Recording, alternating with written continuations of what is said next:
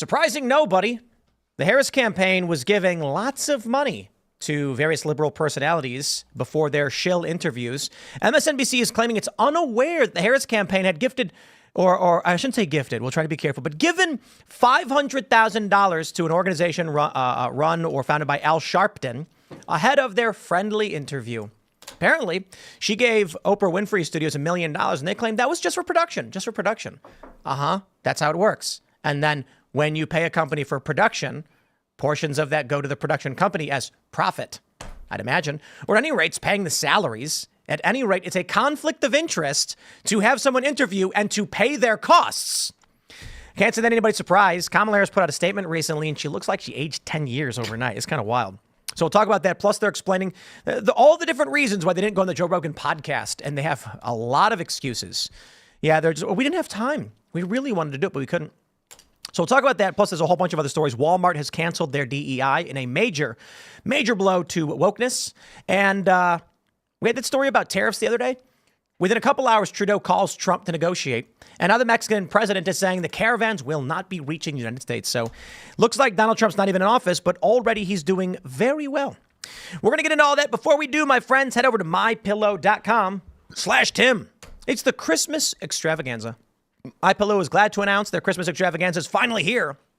Get their flannel sheets for as low as $59.98. They won't last long, so get them while you can. Their famous My Slippers, they haven't been on sale for over a year. They're back. Regular price $119.98. Now they're only $59.98. 6-piece towel sets are back in stock.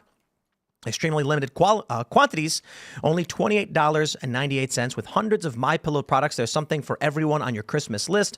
Bathrobes, duvets, quilts, down comforters, and so much more. So head over to mypillow.com. You guys know Mike Lindell. We're big fans. He's a good guy. He's a good dude. He's a good guy. We've had him on the show before a couple times, and we're always glad to have him. So thanks to MyPillow for sponsoring the show, mypillow.com/Tim. But of course, head over to castbrew.com and pick up a Cast Brew coffee. And I got news. I don't know if we have the sale on today, but there's going to be a big Black Friday sale on Friday, obviously. And so we're not going to, this is our last show for the week because we're all going to be with family and friends. But if you do want to pick up your Cast Brew coffee, I'm going to tell them to turn the discount on as soon as possible because I was talking about it earlier. But for now, starting Friday until the end of Monday, there's going to be a scaling degree of discounts. And so I think what we're doing is like, you buy one product, you get a discount. 2 products, you get a bigger discount. If you buy up to 4 different bags of Cast Brew, you're going to get 30% off. So we're doing big discounts this time of year. Check out Appalachian Nights, everybody's favorite. Don't forget to smash that like button, share the show. Head over to timcast.com, click join us, become a member for all the good stuff. No members show tonight because everybody's leaving. They're going to go drive off to be with friends and family. But we're going to bring the news to you guys. We actually have a decent amount considering, and I'm actually surprised. Joining us tonight to talk about this and so much more is Nick Sortor. Appreciate you having me again, Tim. Who are you? What do you do? Good stuff. So I'm an on-the-ground guy. I love to give politicians a lot of crap. That's actually why I was in the D.C. area. Decided to come on by to Timcast tonight. And it seems like there's a lot of crap to give them for, especially right now. And just on the ride over here, looking at the video, I saw the first thing I walked into the studio, I see Kamala Harris and her drug-fueled whatever up on the screen in here. And I was amazed. She's back on the grid, apparently. I had to read a quote earlier today from Kamala Harris. And it's just... She says one thing with 800 words, and I'm something you can say with 10. You know, she draws it out. Yep. I don't know. What does she think? It sounds more intelligent. Like what is it? Why does she feel like she has to draw it out that way? Fluff and patter. Yeah. Fill time, I guess. I don't know. But it'll be fun. Thanks for hanging out, man. We'll talk about that. We got Brett hanging out. What's going on, guys? Yes, Brett here. I host Pop Culture Crisis Monday through Friday, normally 3 p.m. Eastern Standard Time. But we actually had our Thanksgiving Day special today. So after you watch this episode tonight, you should go check that out.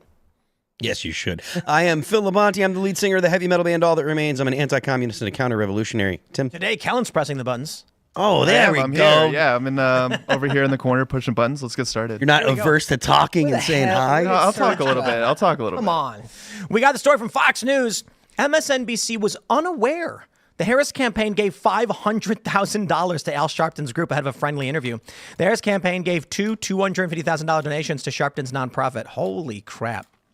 So it was to the National Action Network, which is, I guess it's his nonprofit. That's a lot of money. And Boy, is that a massive conflict of interest. Is he going to use it to pay his taxes now? No. No? No. And he's not going to give it to anybody that got hurt in the riot that he stirred up in the 80s. Here's the quote. Today is your birthday, he said. We all reflect on our birthdays, what our life would mean. You call me on my birthday. Thanks again. What do you want 50 years from now history to say about Kamala Harris? Before I read this, let me just ask Phil. Phil, what do you want people to say about you 50 years from now? That they enjoyed some of the music that I made and they enjoyed some of the conversations that I've had. Okay, let me try and convert that into Kamala-ese. I hope that 50 years from now, there are people who look back at the past 50 years and think about how long 50 years has been. And the work that I have done over 50 years is really important, and that the conversations we had in the span of that 50 years, as long as I was around, is something that 50 years is worth. And okay, she said, I hope, okay, here's the quote. I hope that, and I really do work that, my life will have proven to have been a life that is about fighting for people, fighting for the dignity of people. Could she not have just said, when he asks, 50 years from now, what do you want people to say about you? That I fought for people. Kamala Harris is, she's a wordsmith. Yeah. I don't know if wordsmith is the right way to describe it, but She beats the shit out of words. She's a word abuser. Yeah, But it sounds like she spent all this time in Hawaii last week. She was there for a week, came back looking about at least 10 years older, which, is really impressive. yeah, Hawaii is very relaxing. Right. Well, except for when you're there for the reasons that I was there. Well, yeah, you were there. For the but, yeah, okay, but anyway, she goes out there, she comes back, and apparently learned nothing. Nobody learned anything while they were out there. She didn't learn how to speak. But why would she? So they go on to mention that she paid Oprah's company $1 million, right? Actually, I believe it came out that it's now 1.5. It says the campaign made two $500,000 payments to Oprah Winfrey's Oprah Productions. And then the full price of the event was closer to 2.5. The full price of the event was closer to 2.5. So let me just, I know this for the rabble, as the MSNBC and the New York Times might describe them, the rabble are completely unaware of how media works and why this is such a big deal. If you are going to be interviewed, especially if you are a political individual, a politician or running for office, you cannot pay in any way. I'll tell you a story. I had a journalist come to my office a long time ago, and I said, "We have drinks," and he goes, "Oh no, I can't accept anything." I said, "Okay." Journalist ethics for these companies, they can't accept gifts in any degree or any kind or anything. You can't even give them a soda. I'm not kidding. They say, I can't accept something from you. It's a conflict of interest. We're going to tell this story. And so this is literally Oprah and Al Sharpton getting, what, $500,000 or $1 million? For the friendly interview, that's the part that I found the most interesting about that, is using the term friendly. So I was actually talking about it earlier because there was like a new poll that came out today it was posted on Breitbart that was talking about all of the celebrities that got money or that were involved in the campaign, the Beyoncés, the Taylor Swifts, whether it's just posting on social media or not. And you think about $500,000, $1 million for a friendly interview.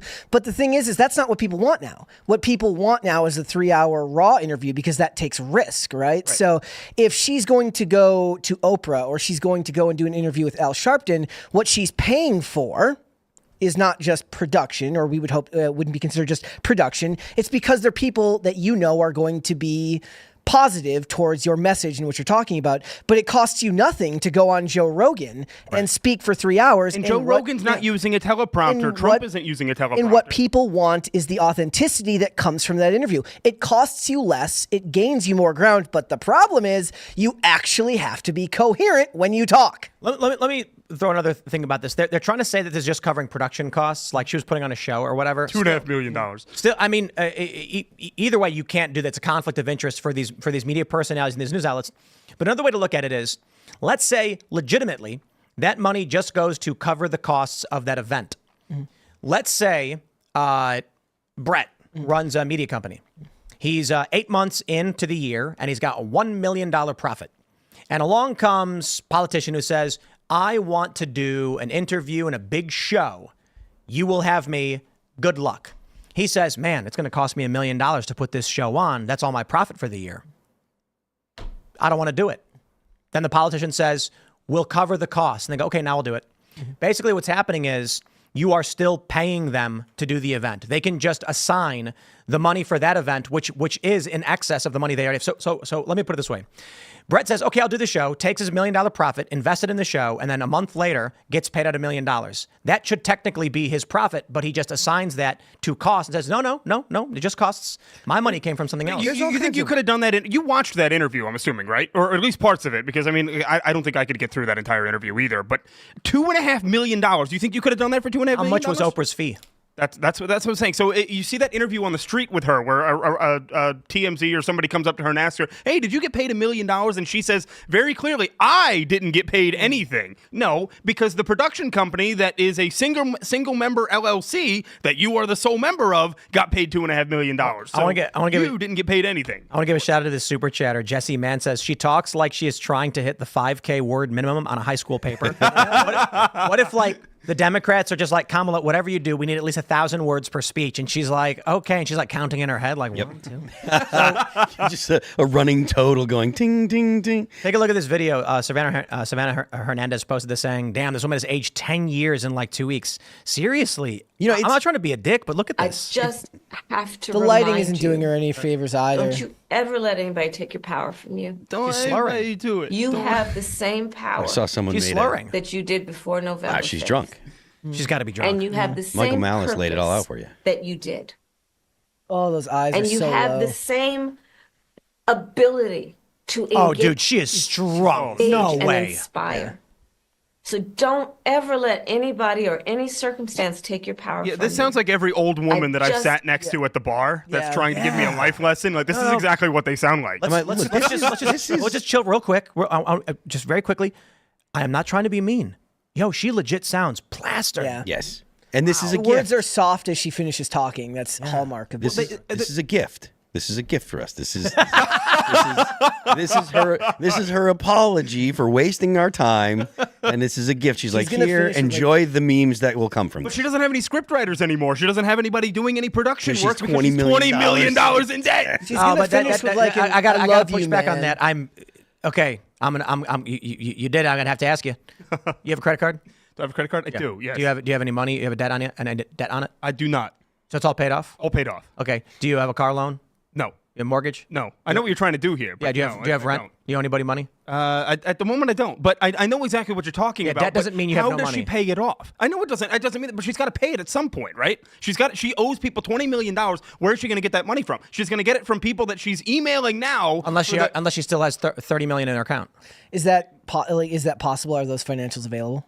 I don't know. The That's not point what it is, says on the FEC report, but I don't know. how much does the FEC report say she has in holdings? So the FEC report, I didn't see any cash on hand on the FEC reports. All you see is but the problem is you also have so many other entities. You have the PACs, you have the super PACs, you have the Kamala Fight Fund, and and then you also have the Kamala Harris for President Fund. So you have all these different funds. You don't really know, but at this point, for the past 2 reports that she's filed, because you have to file a 15-day post, and then also there's going to be a 30-day post. So we're going to see very shortly if she actually still has that debt moved. Is there less debt? I don't know, but how do you? And you got to think about They it. are fundraising. They start up. They're fundraising for For a what? recount. For a false promise. For a recount. Right. I see that as a false promise. So they fundraise for a recount, and the argument from the press was that it's for other recounts in Congress or something to that effect. But when I saw the statement, There's a disclaimer on the bottom. It tells you what it's for. It did. Well, what I saw initially from their announcement of a fundraiser, it just said recount fundraiser. It didn't say anything about any other campaigns. Yeah, I mean, if you remember back in 2020 when Trump was fundraising and stuff after the 2020 election, there was also a thing there too where the Democrats were hitting him because like 3% of it were going to paying back campaign debt. And so, but in this case, the percentage is a lot higher for going to pay back campaign debt because that's what it's actually for. I mean, but you even have to think about it. Okay, if you have a $1.5 billion in cash on hand, say we get to the 30-day mark and they still have massive amounts of debt. Say they've paid down $5 million in debt. What does that do for the Democrat Party at that point? Because they're on the hook for it. Somebody's got to pay for that. No. Why not? They're just going to file for bankruptcy and then move on. Campaign is going to cease to exist. Okay, but who's going to keep giving? Who's going to give $20 million of credit to the Democrat candidates at this point? be a If they're not gonna be paid back? Every single company. They typically do pay back. I mean, they typically end up doing that. But When if an entity has $1 million, and you see in the press and everyone knows they have $1 million. And let's say Kamala says we want to hire a production company. It's $100,000. They say okay, it's $10,000 or it's $25,000 down, and then you got to pay the next half once on the day of, and then we have like a you have 2 weeks to pay the rest. So likely a lot of this debt is not just they took out a credit line for $1 million and then never paid them anything. They likely made down payments and semi-payments and still owe them remaining on the books. So it's probably a bunch of different entities they owe partial each to. So these companies each see them paying a sum. It's not like someone one day went to an organization that was completely broke and said, we'll extend you a $20 million line of credit. It's probably what's going to happen in the future is a Democratic campaign is going to raise $1 billion and everyone's going to beg to work with them because they're going to get paid. They get paid stupid amounts of money to work on these campaigns. Mm-hmm. And then if the company ends up going in debt, everybody expects this. If they're like, if she wins, we're good. If she loses, we're in trouble. Yeah, but at what point do you look at this from the standpoint of, okay, do you really want this person in control of the federal budget? When you go, I mean, you got to. No, keep I mean, in mind, look, she's at not. the end of the day, even if there's still cash on hand to pay off that $20 million in debt, I don't know why you wouldn't just pay it. But I'll push back on that a little bit. They argue that Donald Trump has several bankruptcies, therefore he shouldn't be in charge of the federal budget.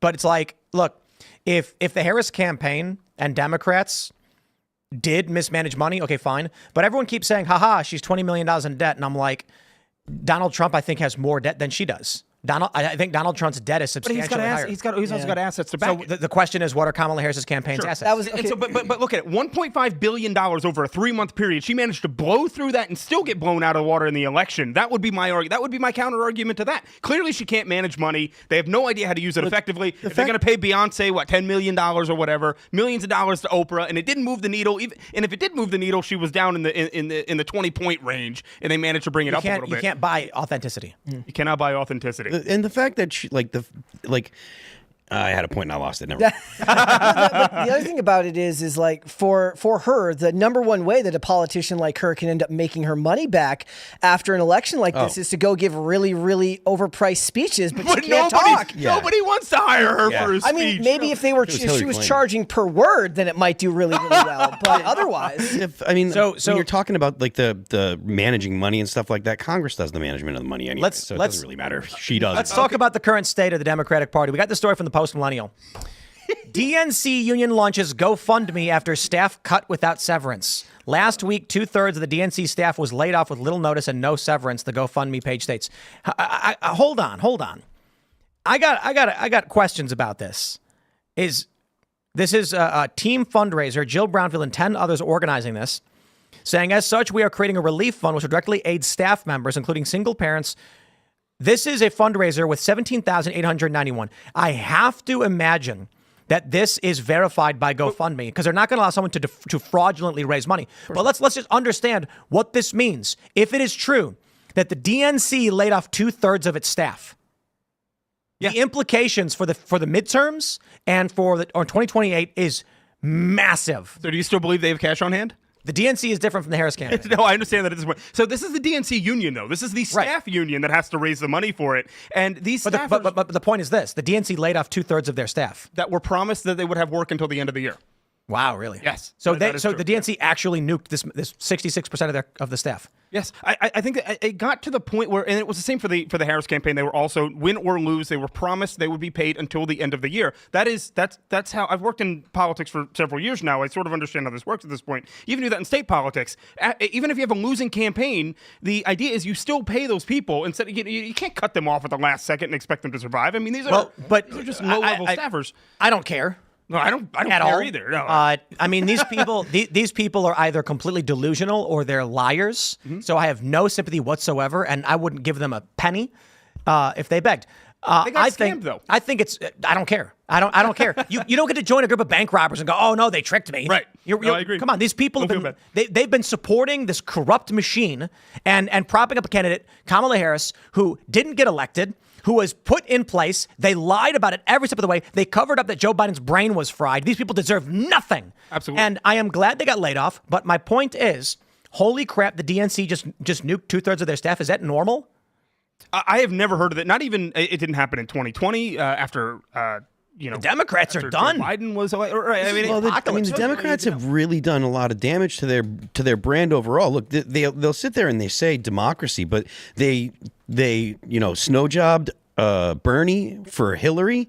Then Biden was questionably, he won the primary allegedly, but he did it by promising, both Warren and Buttigieg cushy jobs and stuff, and then the situation with Biden and Harris, like they haven't had a legitimate primary in the past 3 elections. So and then they talk about the our democracy, et cetera. And even though Donald Trump clearly won with the entire country shifting right, not only did he win the Electoral College and the popular vote, but there was massive gains for Republicans in California. The whole country shifted right. The Rio Grande Republicans, Valley. Yeah, I mean it's insane the amount of right swing that was ubiquitous across the whole country in the House, the Senate, and the presidency. And there are people that still say, "Oh, well, our democracy is in danger." It's like, you fools! Like, if our democracy is in danger, you are the danger. Yeah, Right, I don't give them the benefit of the doubt anymore. I don't assume that. I used to assume that the people who would talk about democracy without understanding what they did to Bernie in 2016, trying to get somebody elected who didn't win a single delegate ever at all. The fact, I used to give them the benefit of the doubt. I don't anymore. If you're somebody who screams about democracy with a capital D all the time now, I just assume you're evil. I want the way that they talk about democracy is reminiscent of the way that Mao used the term democracy in China. It was their democracy. People that were not members of the Communist Party were not part of their democracy. There was no, of course there was no democracy in Mao's China, but people that were considered rightists or on the right, they were all excluded. They weren't talking about them. Just whenever you hear a Democrat say democracy, replace it with the word revolution. Mm-hmm. Right. Well, and nobody's buying it anymore. Actually, you saw Elon replace the word the other day. He said instead of threat to democracy, we're threats to bureaucracy, which I think is much more accurate. That is the real threat here. I think they Which is mean fine with me. revolution. So when you look at Venezuela, what do they say? They say this person is a threat to the revolution. And even though that revolution happened 20 years ago, they still refer to it as now, like it's an ongoing thing. Why? Because the revolution will never end. The revolutionaries who take over and then excise these people from the population have to maintain the threat to control everybody. So imagine a Democrat saying Donald Trump is a great threat to our democracy. Donald Trump is a great threat to our revolution, their communist, Marxist ideologies or whatever it is. And guess what? They're done. They're nuking staff. You've got liberals on television jumping ship like scared rats. It's funny to watch. All of a sudden, Jon Stewart, Bill Maher, and many others. You're talking to Cenk from TYT on X the other. The guy is getting. He's coming on the show. Red. Oh, really? Oh, that's awesome. I can't wait for that. We've had him on before. I'm excited. I think I think Anna's a bit more genuine, but I'll give Cenk an opportunity to come around because we need people like him to at least open the door for all of his audience to see what's really going on. I'll take it. Yeah, and I will say just on this topic one more time real quick. I don't know if you heard about this today, but there was a phone call between the DNC and donors today that are up in arms over what they just see here. They see this GoFundMe. They see the fact that the campaign is just totally out of money. What do you spend $1.5 billion on in 3 months? I mean, that is a record by far, and it's not even close. Okay, Yeah. and now they're saying that they had to admit, they were forced to admit that they not a single poll that they had, not a single internal poll ever had her leading Donald Trump. I saw not that. one. And I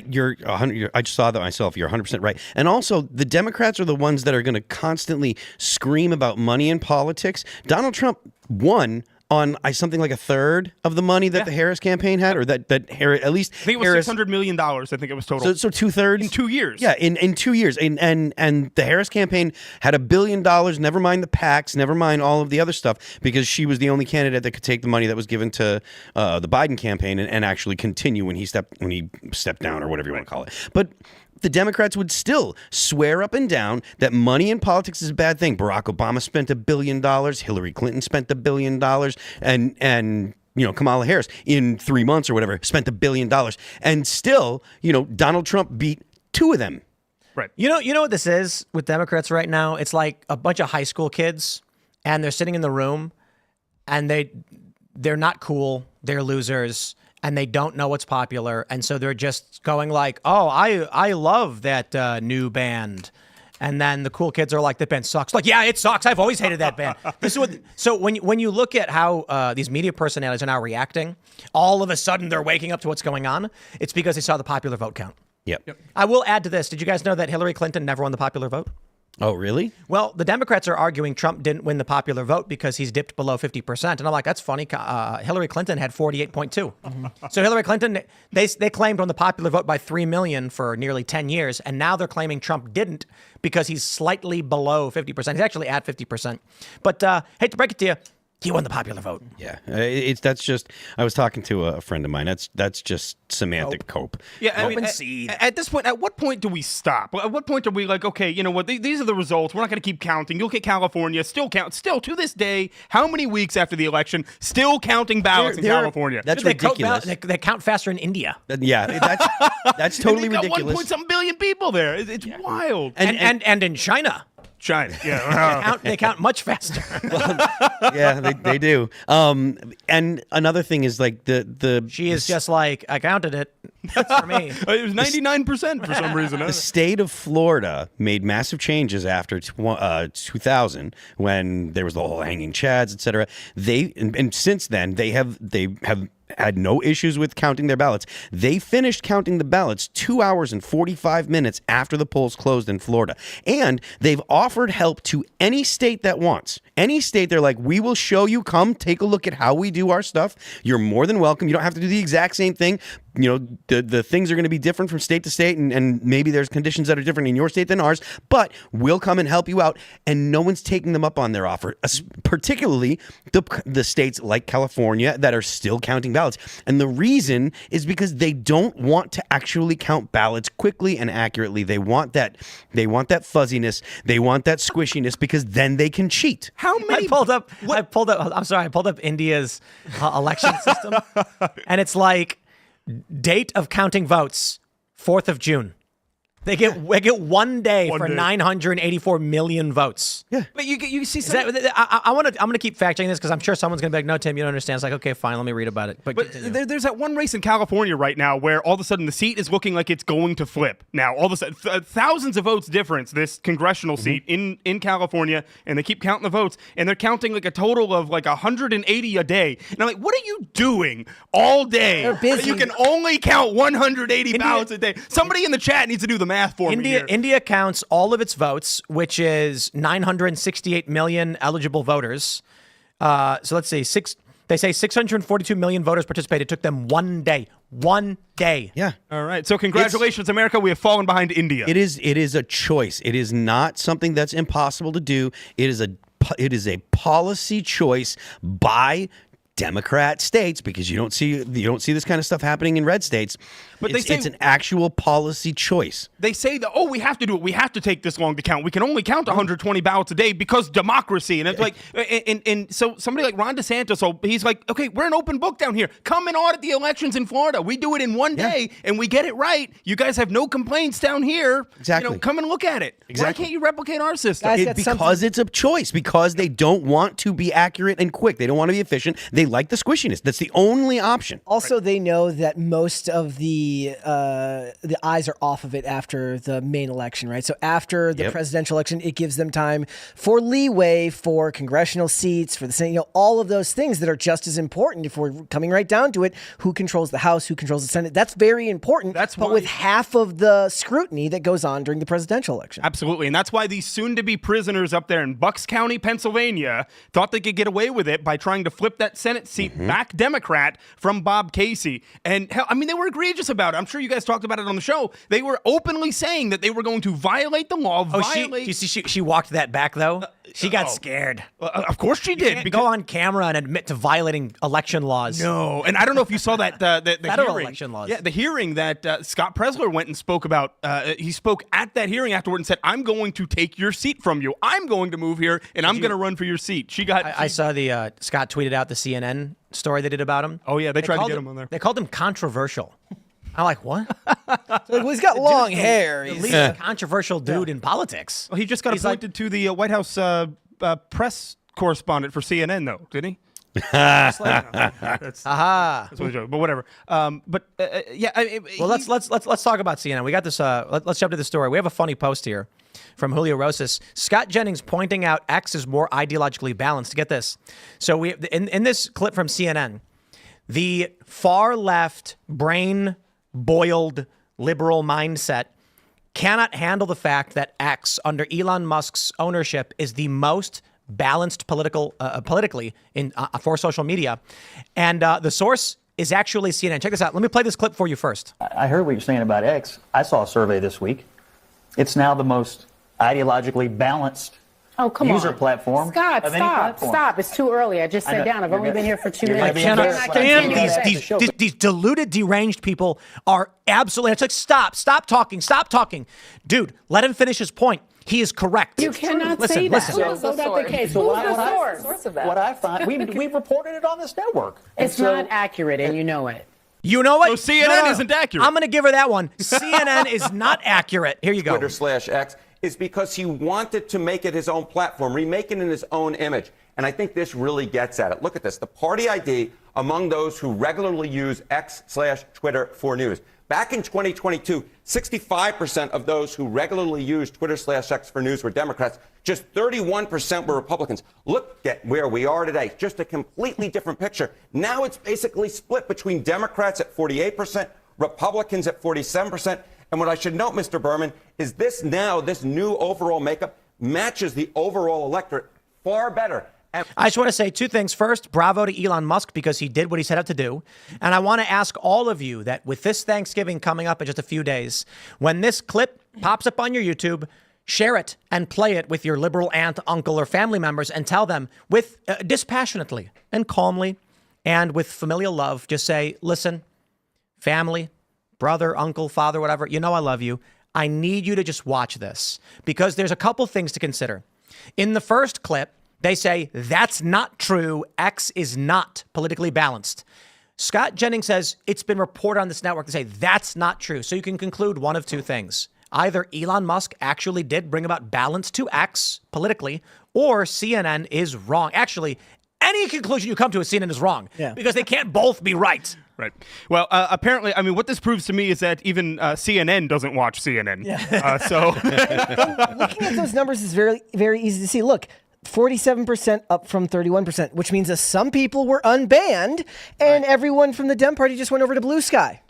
Well, this is probably well before that move, but I do think it's hilarious that Democrats are like, we're going to go to Threads on Instagram. Oh, that's they declared victory when they did. Yep. They were all over there, but like, this is so much more fun. And then how long did it take? Like 3 days, and they were back on X. Well, they're all the same. addicted The to same it. thing has happened on Blue Sky, where they all go over. And now Blue Sky reported something like hundreds of thousands of reports. They're all getting each other banned. Child abuse images appearing on the platform and other really messed up things.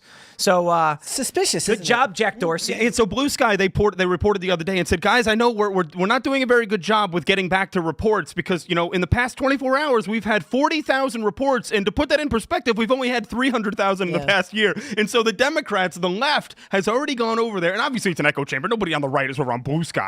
And so they're all reporting each other over there. I mean, it's wild. Which is funny, too, because it was better for them to, look, a lot of them are addicted to the conflict. They need to have the engagement with other people. That's actually good for them because it gets you out of your ideological echo chamber to be on a platform where you're consistently arguing with each other. If the point is that you log into X and everything you see is from some right-wing account, that's because that's who you're interacting with. And it's better for your brain to be interacting with people that you disagree with rather than going over to Blue Sky or Threads and just having a bunch of people who all agree with each other all the time in between getting each other banned because somebody said one thing that they don't like. Yes, and you know what? This tells me right here that the Democrats, the left, learned nothing from November 5th. Nothing. They didn't learn a single thing. They're going to do the same thing next time around, and they're not going to take no for an answer. I mean, you're right. I really do hope I'm right. I don't know that I agree. I mean, seeing people like Bill Maher, Jon Stewart, and Cenk Uygur start to come around now and be like, okay, that's it. We've had enough. We got to call this stuff Cenk out. was doing it already. Yeah. I mean, that's there's a degree of people who are,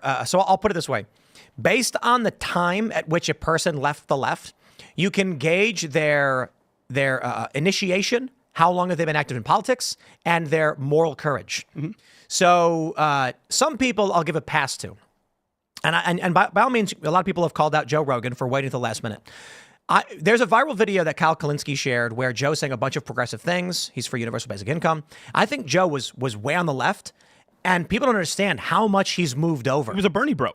Right. And so even a couple of years ago, he was very, very Bernie bro. And so when they see him this year before he endorses Trump saying things like, well, I like RFK better, he had already moved dramatically over. But I also think he's trying to be moderate so he can attract a larger group. In the end, he made that endorsement. But as for people like Bill Maher and Jon Stewart, who waited till only after the election, you can see what they're truly scared of. They did not have confidence in what was going to happen. They weren't reading the news or paying attention. So Bill Maher, for instance, well, he did call out wokeness, and I'll give him credit for that. Jon Stewart, and they both tried to play a middle-of-the-road approach. Cenk Uygur, at the very least, had seen the writing on the wall. Then you have a handful of other liberals who go way back, Dave Rubin being like literally one of the first to have left the left. People who are like, hey, I'm paying attention to this stuff, and these people are crazy. I'm out of here. You can see how long it took some of these people. Compare Dave Rubin, and I'm gonna talk to Cenk about this. Dave Rubin's on the Young Turks Network. He leaves, starts his own thing, then he makes his way from moderate liberalism to libertarianism, and now to some type of moderate right-leaning. I don't know that he's conservative or anything like that, but now the Young Turks, who had attacked him relentlessly for 10 years, all of a sudden now are closer to him politically than anything else. Yeah. I think that you talk about Joe Rogan and where Joe Rogan was. I think Joe Rogan genuinely had an interest in bringing Kamala Harris on there to have that 3-hour conversation with her, because I think that would have been that would have been a make or I genuinely believe this. If she would have been able to get in front of that audience and actually deliver something to the people, that she maybe would have been able to bump herself up a couple of points. Oh my God. Do I think she would have won? No. I'm sorry. Continue. Finish your point. I'm sorry.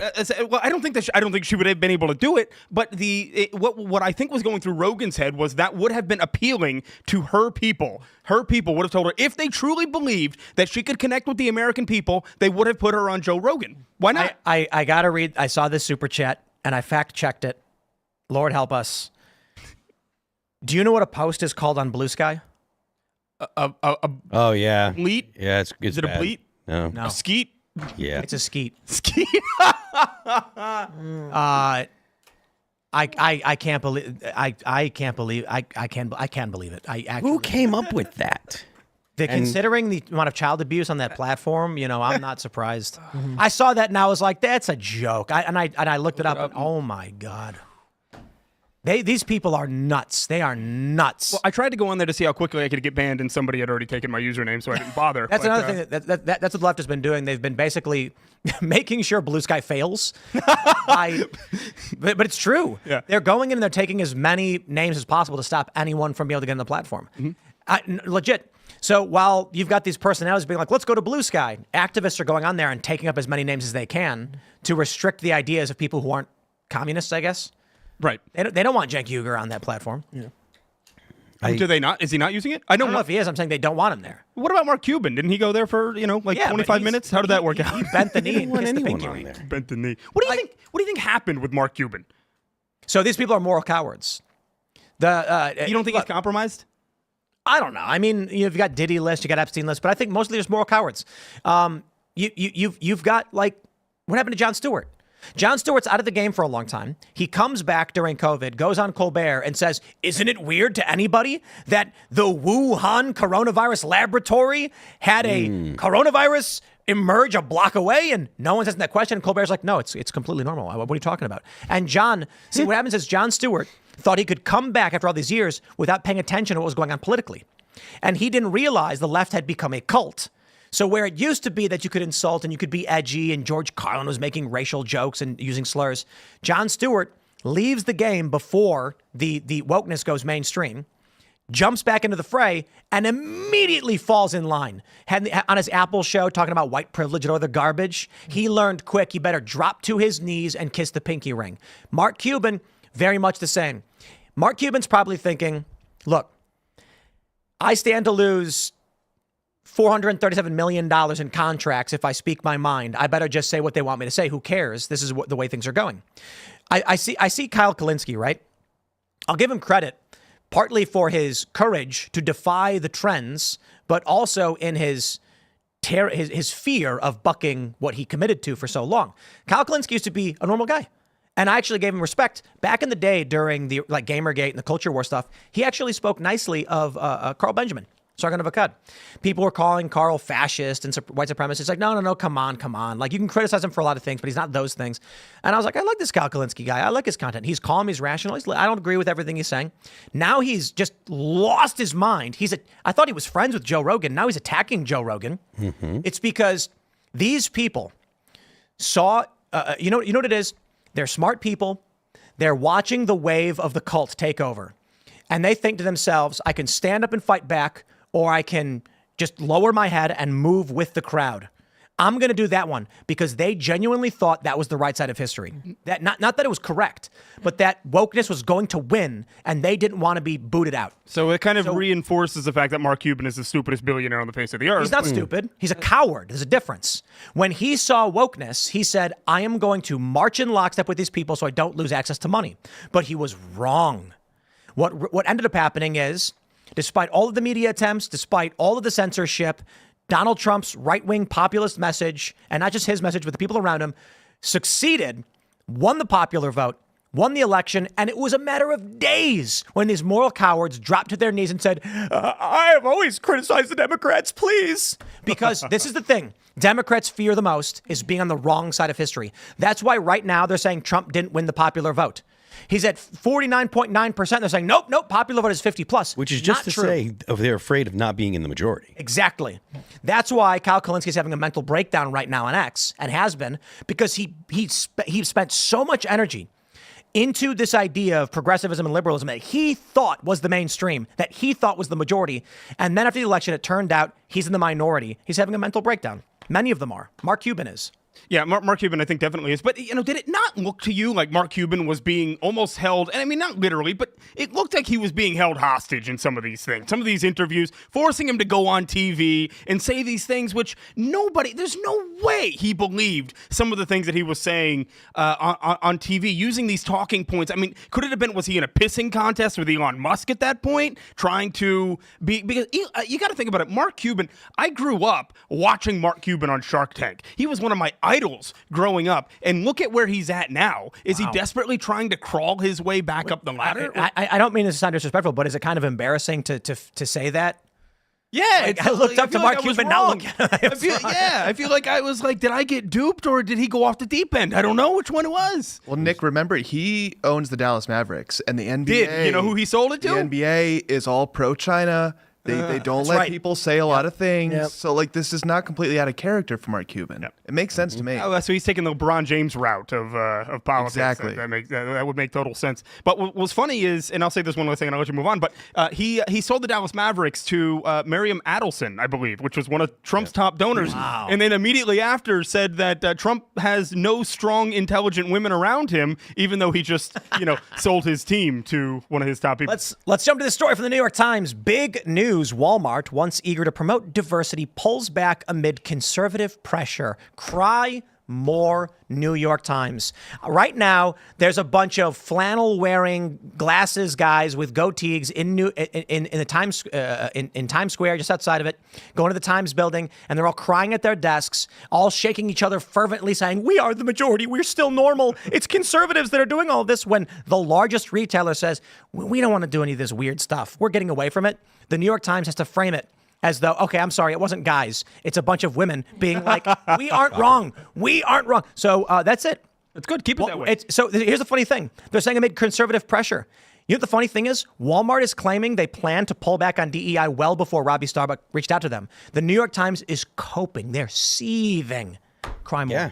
I mean, the fact, anytime the left loses any kind of social institution, or anytime they get any kind of pushback, they absolutely lose their mind. Look at the way that people freaked out about, when there was the boycott on Target for the LGBT children stuff, right? They were losing their mind because they really believed that they had achieved total hegemony over the whole culture, that there was not going to be any kind of pushback. It's the same reason why when Donald Trump was elected, they lost their mind, because they believed that that they had reached a point in time where there was going to be politics of one nature forever. It was going to be Democrats were going to win. Hillary Clinton was, of course, going to win. And the differences were going to be very marginal. If there were going to be any differences between the candidate, it was going to be someone that it would be whoever would win.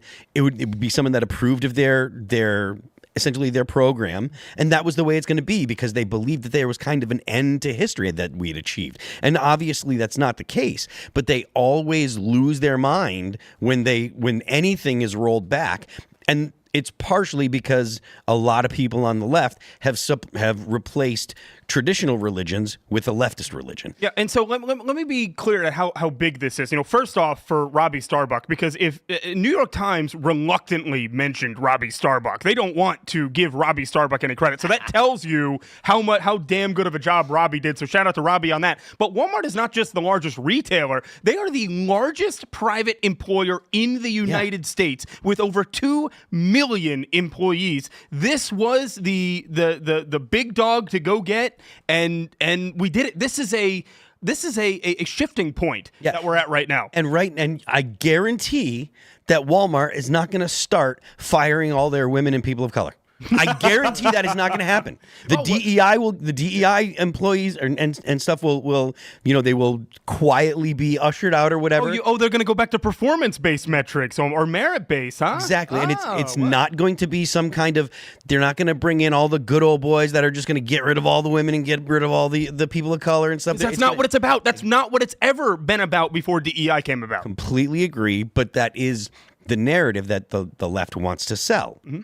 If you get rid of these programs, then all you're going to have, it's going to be just straight white men that are going to get jobs, blah, blah, blah. And it's obviously insane, but that's what they would want you to believe. It's why the Jaguar rebrand is so weird. It's it's literally like they just got stuck in a time capsule in 2018 and came out and just rebranded, and everyone's like, there you go, is this what everyone's doing now? And they're like, no, you're 4 years too late. Yeah. I thought it was a Gen Z vape company when I first saw the new logo. I didn't think it was the car company. Yeah. When I saw it, I was like, sometimes. What does it have to do with cars? Well, but it's not that. But sometimes, other companies use different brands. Like, how many Patty's Pubs are there? You know what I mean? They're not owned by the same guy. I literally thought Grace Jones was making a comeback. And when you see that, the CEO or a high level executive refused to walk it back and is talking about how they're going forward with their new vision. It's that's not the point of your company, right? You're basically operating brand name on your name. What right? are you selling? You're and we're going to electric vehicles only, and everyone's like, are you so disconnected from your consumer base? You've already degraded your consumer base. It's not like people look at Jaguar as... No, finish. No, people aren't looking at the company that way. And in 2018, yes, a brand, a lot of people said, get woke, go broke. No, it was go broke, try to get woke to rebrand, which is what's going on here. I think I know what happened. They've been working on that campaign for some time. It didn't just start production. Well, no, of course not. They were betting on Harris winning and the EV mandates and subsidies. So they said, Kamala's going to win. Everyone's saying Trump can't win. We're going to do this commercial. They probably shifted to EV production when they were looking at the EV mandates a long time ago, thinking with a new Democratic administration coming in, we're going to get a bunch of money towards EVs. Because they're going to stonewall Musk, so the largest electric auto manufacturer is not going to get the subsidies. We can come in and get it. We're the largest electric. They could be. So that's why they made the weird postmodernist art commercial to pander to the left and make an electric car and get these subsidies, and then Trump won. But also, most of these companies, look, when these companies donate, they don't donate to one candidate. Most of the time, they spread their money around to multiple candidates. If you're Jaguar and you've got a company that has the money, theoretically, you should start running ads and running scenarios for both outcomes, right? So you have your creepy postmodern mandates with your creepy postmodern ad in case the EV mandates go through. Sure, fine. But then you should also be making a separate campaign that runs parallel with it that should have a completely different message in case Trump wins. But that's a would big that be price tag. I mean, better that than being stuck with something that isn't going to work at all. But that might also speak more to the fact that they really do think that they're the majority, and they can't imagine a scenario where they weren't going to win. To be fair, just because there's this result in the United States, the United States is kind of the leader in this kind of culture war that's going on. There are other things that happen, but I think the U.S. did elect Donald Trump before Brexit happened, right? Yes. I think so. Wait, no, it's the other way around. Brexit, then Trump. Brexit happened. Okay, but the point being, I imagine that Jaguar made this for an international audience. They put it on the internet, and it's not obvious to me that it's only going that it's going to be rejected in other places. Canada is steeped in this stuff, and of course there's pushback. I don't know. There are people that are pushing back. Of course, but that's I'm not such a- arguing saying they're not. I think Trump may invade Canada. But in France, in Germany, in a lot of countries in Europe, this is still kind of they're lagging behind the U.S. culturally, and it's still kind of the norm to have this kind of attitude. So I got an idea. So we compromise with the military-industrial complex. We say, guys, we're not going to give you your wars in the Middle East or Eastern Europe, but we will give you war in Canada. You want to do these government contracts? We agree, but we have to occupy Canada and liberate them from tyranny. Yeah, so I don't know how you're going to get any woke, non-binary trans folks to buy Jaguars when they're about to, any of them that are in the military are about to be unemployed by Donald Trump. You know what? So There's really good points being made, though, that when the media claims 15,000 people in the military are trans, that's not true. Because that seems like a very, very large number relative to the amount of people in the military. I mean, I don't know. I know is that across all branches, all This is just what the media offices, reported, up to 15,000. 15,000. and there's something like I feel like they're going to try to make that number sound as large as humanly possible. Right, exactly. something to like push a a narrative. million people in the U.S. military, I believe. Well, so when I said Walmart was the largest private employer, the reason I said that they're not the largest employer because the Defense Department employs more. So that's the only one. So if you talk about millions of people in the Defense Department that work for the Defense Department, that 15,000 probably covers that entire Defense Department of millions of individuals. I do think we've seen some bubblings up in Canada that people are getting fed up with what's going on with Trudeau and stuff. So I don't follow Canada enough to know for sure, but He was forced to back down to Trump today. Yeah. You saw that? That's the Trump tariffs. That's the Trump effect, yeah. Plus, he was out singing at a Taylor Swift concert when people were rioting in the streets. That doesn't look good. He's bad at I don't that. know. More people watch Taylor Swift than riots. You know what I mean? It's true, though. Unless the riots are like outside your house, I think Right. you're probably right. Look, a lot of this is also a lot of these companies that are run by competent CEOs that know what they're doing are trying to push back, and you could say that it's leaning right, but I would say it's probably in the wake of things. They're just trying to go back to a form of neoliberalism, which is to say that they're going to begrudgingly support the candidate. For instance, David Zaslav, who's in charge over there at Warner Brothers, talked about how the election of President Trump would be great for A&M, for acquisitions and mergers, right? Because they want to continue their ability to buy up companies. They don't want to be broken up. Everyone's talking about Google and what could be going on over there. Certainly that same thing happens with Disney very, very regularly, where they talk about the company and the possibility that it owns too much in one area. And if they want a pro-business candidate, they have now got the mandate to be able to do that because there seems to be less pushback against Donald Trump than there was in 2016. So saying as a business that you like Donald Trump now as a business owner doesn't carry the same weight that it did from 2016 through 2020. It's not nearly as toxic. Yeah, and that's good. Like, as much as we can complain about neoliberalism, the idea that they would be able to come out and now we can say America first, and we can see it that way, and we can hope that we can get the best America first candidates out of that. What they're hoping for are pro-business candidates who may or may not have America first beliefs, right? I mean, we saw this coming with all the VCs and such from San Francisco, Silicon Valley, finally coming out and, sounding the alarm on this. I mean, you have these venture capitalists that have always been, morally woke. They're going to change the world and fix the, they're not talking about the climate crisis anymore. They're not talking about, racism. They're talking about, okay, how do we fix it? We've dug such a massive hole, and they're waking up. These San Francisco guys. There were tweets that were going around today talking about how there was one guy that traveled to. And Elon was actually interacting with him. He went to Europe, talking to people in Europe about San Francisco, and even the guys in Europe see like, okay, San Francisco is the opposite of what you want to do for politics nowadays. So I think people are finally seeing that. I don't know if there's some sort of cycle, if these cities are cyclical.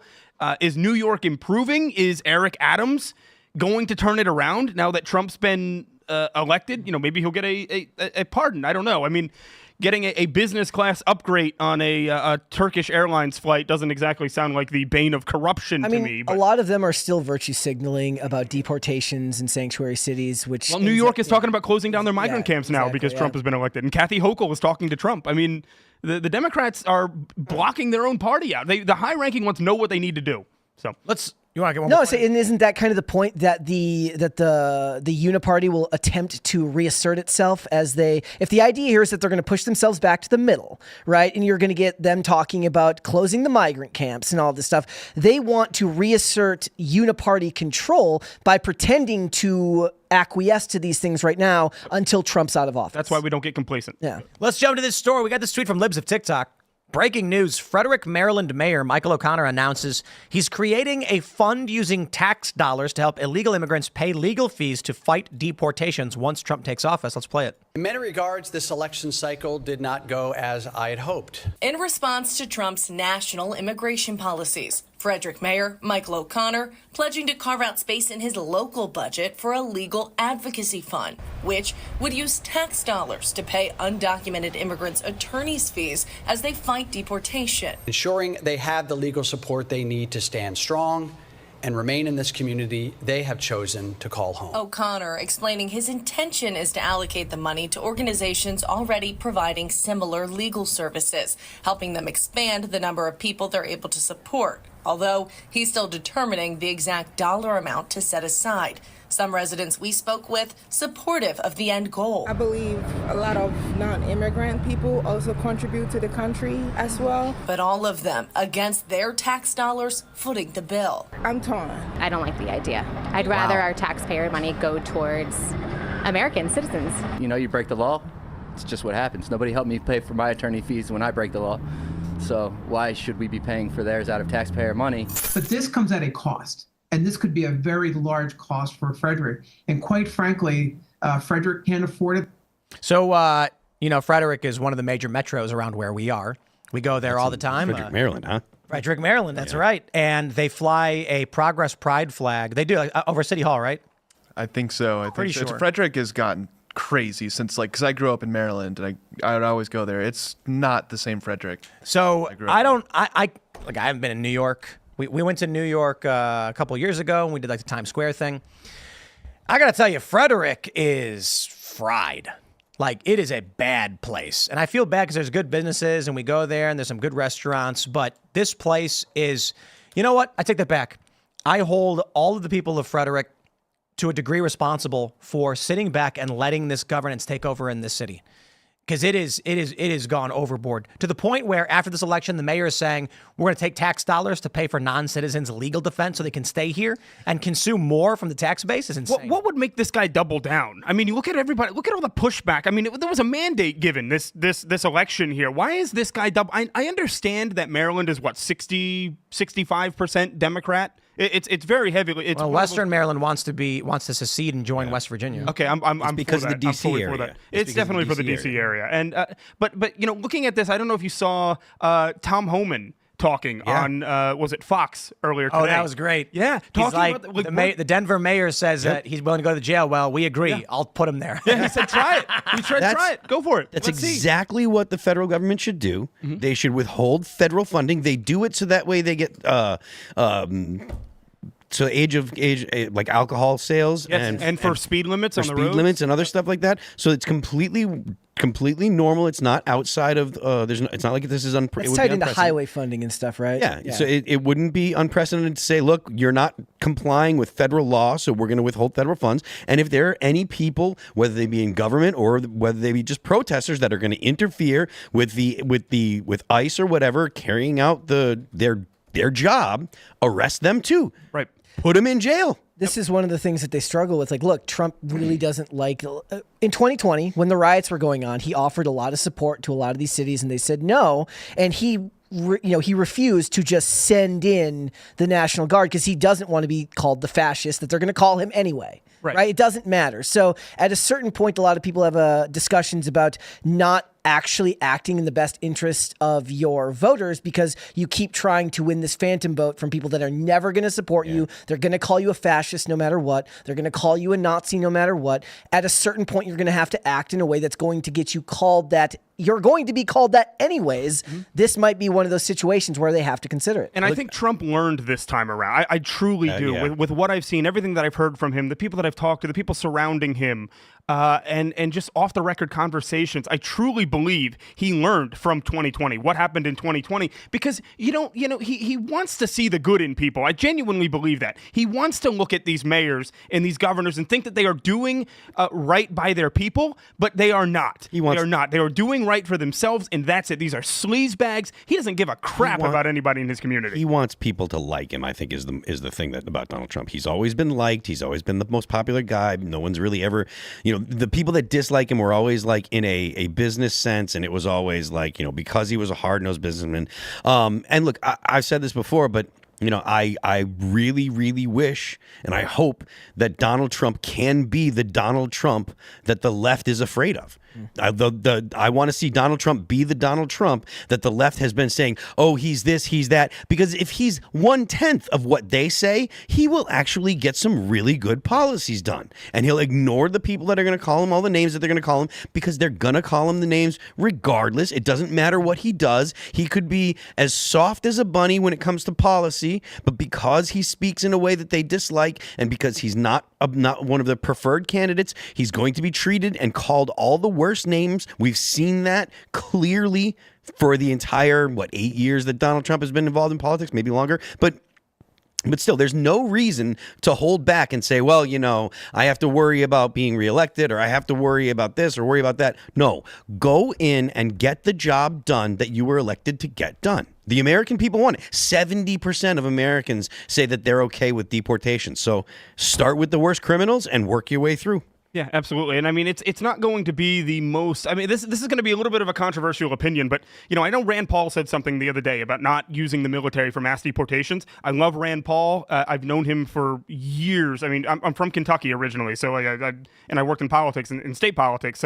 And he's a great guy, well-intentioned. I disagree with him on that. I think we have to. I don't think we have a choice because, we're cutting straight through the bureaucracy. We're going, the commander-in-chief going straight to the military and removing the invaders. That's the way I look at it. That's what I think we should be doing, and it should be done, pretty quickly. If the military are necessary to take on the gangs, I might be able to be convinced. But to be honest with you, Tren de Aragua needs to be. Yeah, but I'd rather them be here than in Karachi. Look, there are entry teams that the FBI have that are extremely skilled, that train regularly. You don't have to have the military, and we have to get control on the FBI. Yeah, well, that's fine. But if you look at the teams that are actually the door kickers, you can't tell the difference between the FBI and the military, except for the fact the FBI has FBI on their stuff. They're all as militarized as any infantry unit in the military. You don't need to have them. And to be honest with you, if you're dealing with actual entry teams, the FBI entry teams practice CQB far more than your standard average infantry guy in the military. So there is the personnel and they have the tactics, they have the ability to do it. You don't need to actually use the military. You have all of the assets you need. ICE has militarized security forces. The FBI has militarized security forces, and there is any number of or umpteen different government agencies that have militarized security forces or police forces. The DEA, and local police, all kinds of assets. State police, if your mayor of the town won't do it, state police have SWAT. He has plenty of options. He doesn't actually have to use the military. Did you see how much bureaucracy that you were just going through with that example? Like saying we got level by level by level by level by level. There's a lot more punishment for somebody in the military that refuses an order by a general or commander in chief. You're going to get Congress people involved. You're going to get governors saying, no, you can't use our National Guard here because I'm in charge of the National Guard. You're going to get all kinds of pushback from the military side as well. Not that you're wrong. Trump need only invoke the Insurrection Act to override governors and take control. Federalize the Guard. Right. And all that has to happen is Trump says, you are hereby instructed that these people breaking the law will be deported. If they say we will not enforce the law, he goes, Insurrection Act. Yeah, absolutely. And good luck. If you're a general in the U.S. Army and you are refusing that lawful order, look what's going to happen to you. It's very different if you're a bureaucrat that's refusing an order. Very, very different. That's why I'm saying we take that all out of the way. We got to do this soon. We're running out of time here. Well, yeah. I've said it multiple times on the show that you got about 18 months. Before election. I don't know that I agree with that after the latest report on the DNC firing 2/3 of its staff. I'm kind of thinking like they need to be prepping for the midterms right now. And if they just laid off 2/3 of their staff, and I don't, correct me if I'm wrong, that sounds abnormal. Yeah. Is this something they normally do? How do you recover from that too? 2/3 of that's a hell of a lot of people. We're talking 10,000 plus people. For the DNC across all of their different subsidiaries. I have no I couldn't. That's a lot of 2/3 of their people. That sounds outrageous to me, but. I don't know. You'd seem like you would go full steam ahead, but are donors pulling out? That's one of the things. Like, are the cash cows, are the big money people, are they stopping? You see, is Mark Zuckerberg still funneling money into the DNC, or does he see that as, Mark Zuckerberg's not stupid, right? I disagree with him on most things, but he's pouring so many billions of dollars into this stuff, and has he stopped because he sees the writing on the wall? He said he has, but has he actually? It seems like if the DNC doesn't have any money to pay their staffers, which are the first people. Tim, you run a business. So real quick, I did check. It is reportedly common for post-election layoffs. However, the recent layoffs have been notably extensive, reporting approximately 2/3 of the DNC staff were laid off with little notice and no severance. The scale of layoffs has drawn significant criticism from the DNC staff union, which we did look at. So what I'm saying there is, this definitely seemed to be exorbitant. They do post-election layoffs because we all talk about this in the media, in the news.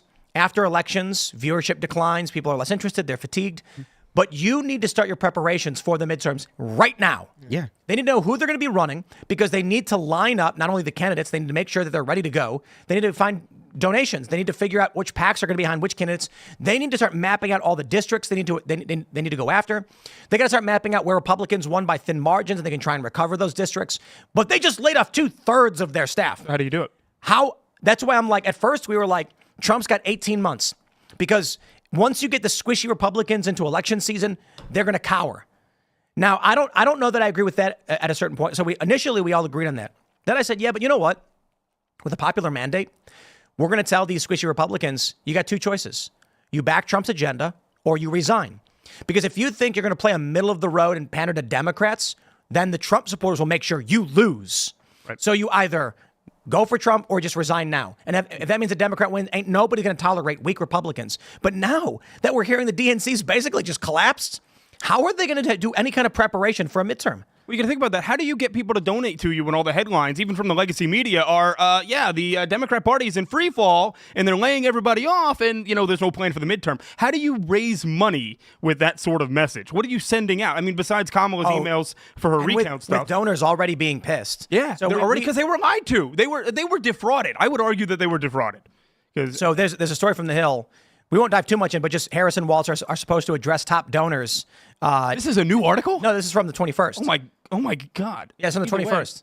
So they should be, I believe, have already addressed them, dealing with the fact that they burned money and just lost miserably. Mm-hmm. They're in the minority. What's funny is they were acting like in many regards this election cycle garbage. They were arguing that the Republicans were on the ropes and were doomed. Donald Trump would be the death of the Republican Party. That's what many of these liberal personalities were saying. Yep. Now the Democrats have just laid off 2/3 of their staff, burned through $1 billion, and we don't even know what they're going to be doing in the next year or two. And now the donors know that they were lied to. Mm-hmm. The donors know that they were lied to. They were told that Kamala had a chance. Not even that. The donors know that you can't throw good money after bed. That they're saying, I can donate to Democrats and flush it down the toilet, or I can, go on vacation. Yeah. You pick. I mean, look, the Democrats have left. I imagine the Democrats have left the donors with a very bad taste in their mouth because of the fact that they had a candidate that performed so poorly, and that they were not, forthcoming with honest information. So I don't know that they're going to and also because again, the whole country had a significant shift. Now, usually there's a pushback when the midterms. Usually, if there's a significant push one way, the midterms there'll be a push the other way. So I wouldn't be super surprised. I don't know how many seats are up for re-election or whatever for the Senate and stuff, but that kind of stuff will matter when it'll come into the equation. But at the end of the day, the U.S. broadly really has kind of signaled that there were a lot of policies the Democrats did that they didn't like. You look at the way that the way that markets are behaving now, they expect positive results from Donald Trump. So we'll see. Take a look at this article from The Nation. Somehow, Americans are liking Trump better every day. Ain't that something? The Nation, for those of you that don't know, is a leftist publication. And they're all starting to break down. Look at this. They say the November air is thick with postmortems of the 2024 election. But there's already another mystery of public opinion that deserves at least as much scrutiny as the dismissal outcome of presidential balloting. Americans beholding the squalid, bottom-feeding composition of the Trump cabinet in waiting, a grim panoply of grifters, self-dealing hacks, and sexual assaulters, report that they like what they see. The net approval rating for the Trump transition is 18%, according to a CNN poll, compared to just 1% during the transition into the first Trump White House. 53% of respondents say they're optimistic or excited about the prospects for a second term, a photographic negative of the initial dawn of the Trump era, where the same majority said it was scared or concerned. Notice how they have to smear, lie. Yeah, right. But I love this, guys.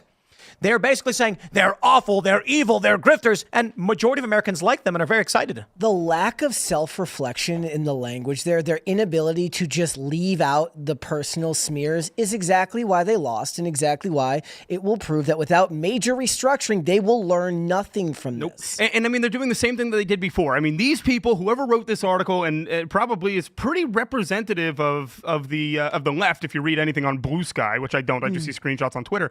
But it seems like all of the indictments of Trump, all of the prosecutions, he was convicted. Oh, that means he's a felon. Yeah. And originally they were using that as a smear, obviously, calling the felon. And they did the similar thing in this article. People don't, they just, it means nothing anymore. These words mean nothing. It's like when they used to call people racist.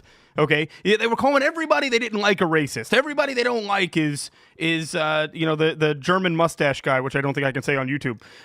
And that doesn't work. And they tried that. They tried to pull that card in the last week of the election as well, and it didn't work. Clearly, they're not learning from it. But are the top-level Democrats doing that? If they're still having Kamala and Tim Walz do phone calls, no, I don't think so. That's the problem, right? So they were talking about how you said a lot of these top donors probably feel defrauded. Right? Like we backed somebody that we were told is a good candidate when they weren't. Well, technically they should have thought about that before, because Joe Biden, whose brains turned to mush, should have been something that was it was evident long before to anyone that was paying attention. But if the donor class is pawning off their need to pay attention to politics onto the actual DNC, then they're just trusting them and saying, no, trust us, even though she hasn't won any votes ever, she's a good candidate, right? So this is on them as well for not recognizing it sooner. This is probably the death of DEI right here, this election. We learned, it's because all of this happened. All of this happened because Joe Biden said he was going to pick a black woman, whatever woman is, for vice president. And now look what we got. Or now look what they got. I'm happy for it. Keep doing it. Keep doing it, guys. I don't think that DEI is as dead as some people think. It's more of a battle win than a war win. So I just noticed something because I saw a tweet. The Krasensteins haven't posted in 4 days. Condolences. And the last thing Ed Krasenstein posted was that he didn't make a lot of money on X, and then all of a sudden he's not posting anymore. And liberals are losing followers like crazy. David Pakman brought it up, but I pulled up the Social Blade stats on their X profiles, and their followers are collapsing. Like AOC's lost hundreds of thousands. Yeah.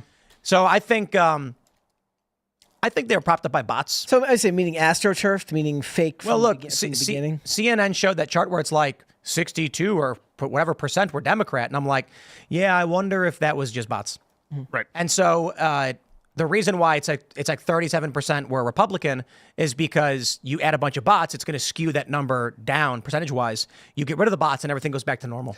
And think about the nefarious nature of this, right? So you have created a fake world through bots. You've also made it impossible to talk about the rival candidate because you'll get called a Nazi, right? So they've actually structured a fake world for everyone to live in for the last 8 to 12 years by using technology and shaming of people for regular political views. Again, Trump in process is basically just a 90s Democrat.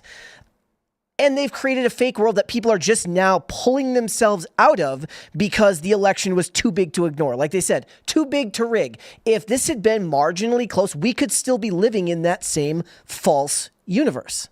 Right, and I think that, even Gen Z has which they tend to be the most vulnerable demographic. At least that's what the Democrats thought they were. So they put out people like Harry Sisson. They put out, Olivia Juliana, whatever, the big one, the one that... that always reminds me that fat shaming saves lives.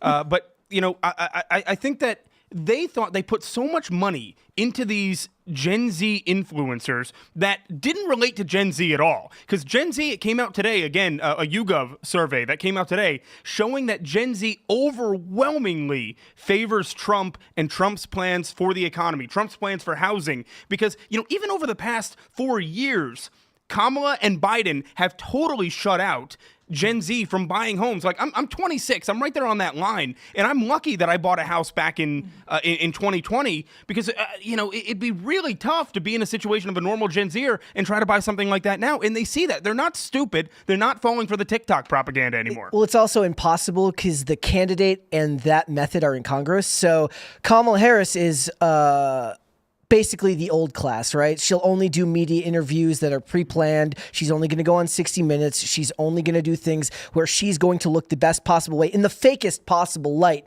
that you can put her. But then your influencers are the ones who are on the same platforms where you're looking for, Trump is going to do Joe Rogan. Trump is going to do Theo Vaughn. He speaks more to a generation that wants unfiltered content delivered to them that gives them a better gauge of what they're watching than expecting them to go watch a bunch of Harry Sisson videos and then go say, okay, I'm going to go look at Harry Sisson. Oh, 60 Minutes. I haven't watched that in a while. I'm 22. Right. No, that's not a thing. But you don't even have to watch these podcasts. The other part of it is the media, even the legacy media, would take out sections of these podcasts. So, Trump on there, and he says something which the media sees as egregious, yet Gen Xers even, and millennials see as just like, oh, he's just like a dude that, it was pretty base. That was a pretty base thing to say. And they're getting exposed that way. The normal conversations he's having are being exposed through the legacy media when they're just trying to do a hit piece on him. And it's backfiring. Mm-hmm. That's what's so insane to me about the Jaguar ad. You just said Gen Z got screwed, can't buy houses, you can't afford groceries, and so they're going to buy Jags now? You're going to buy Jaguars? Right? You got all those Jags on right.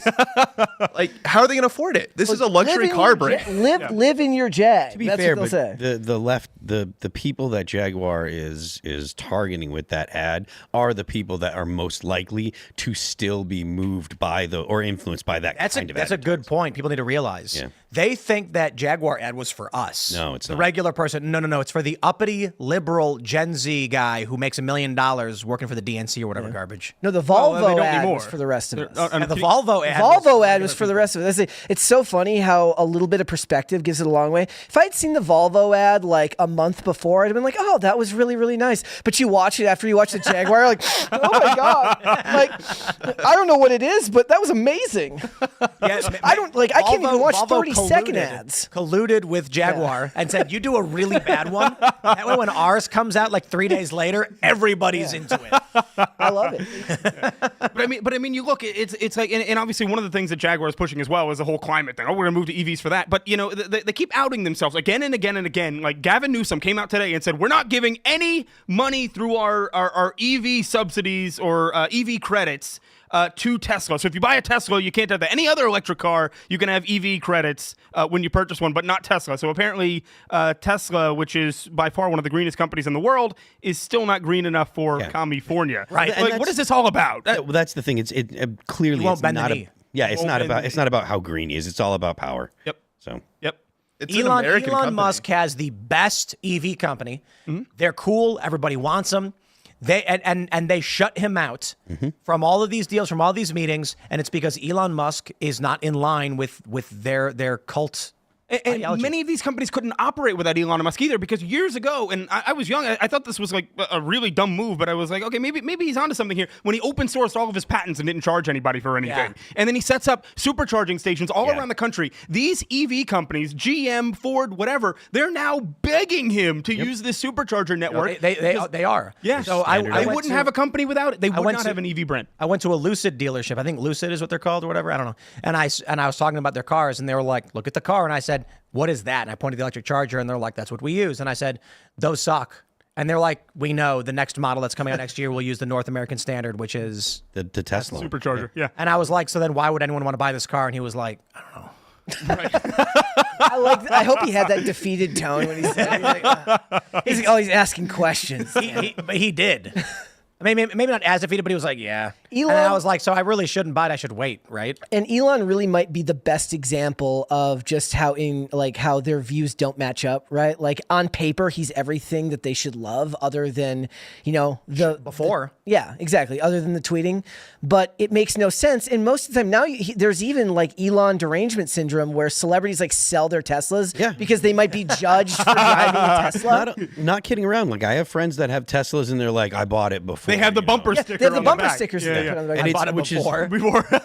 Which is completely ridiculous because the whole point of it, first of all, they really are some of the best cars on the, like, at least the most feature packed and the most comfortable cars out on the market. And the fastest. They're definitely No. I was looking at a bunch of EVs before I got a Tesla. Nothing compares. No question. There are some lower costs, cool like SUV types, and I was like, we could use this because an electric vehicle is great for going to groceries. We never got to get gas. We drive it. We drive it back. We don't go that far. If we're going to a restaurant, EV is great. If we want to go on a longer trip, a couple hours, maybe we'll take the Honda or whatever. But I kept looking at the specs of every single vehicle, and it's nothing compared to Tesla. Nothing. And I mean, and these are the same companies that are getting all these subsidies, billions and billions of dollars. I mean, you saw Lucid, I think today, what they get? it was Rivian. Oh, Rivian, that's it. $6.6 billion from the Biden regime because they are just doling out cash like candy right now. How many Chargers did Buttigieg build?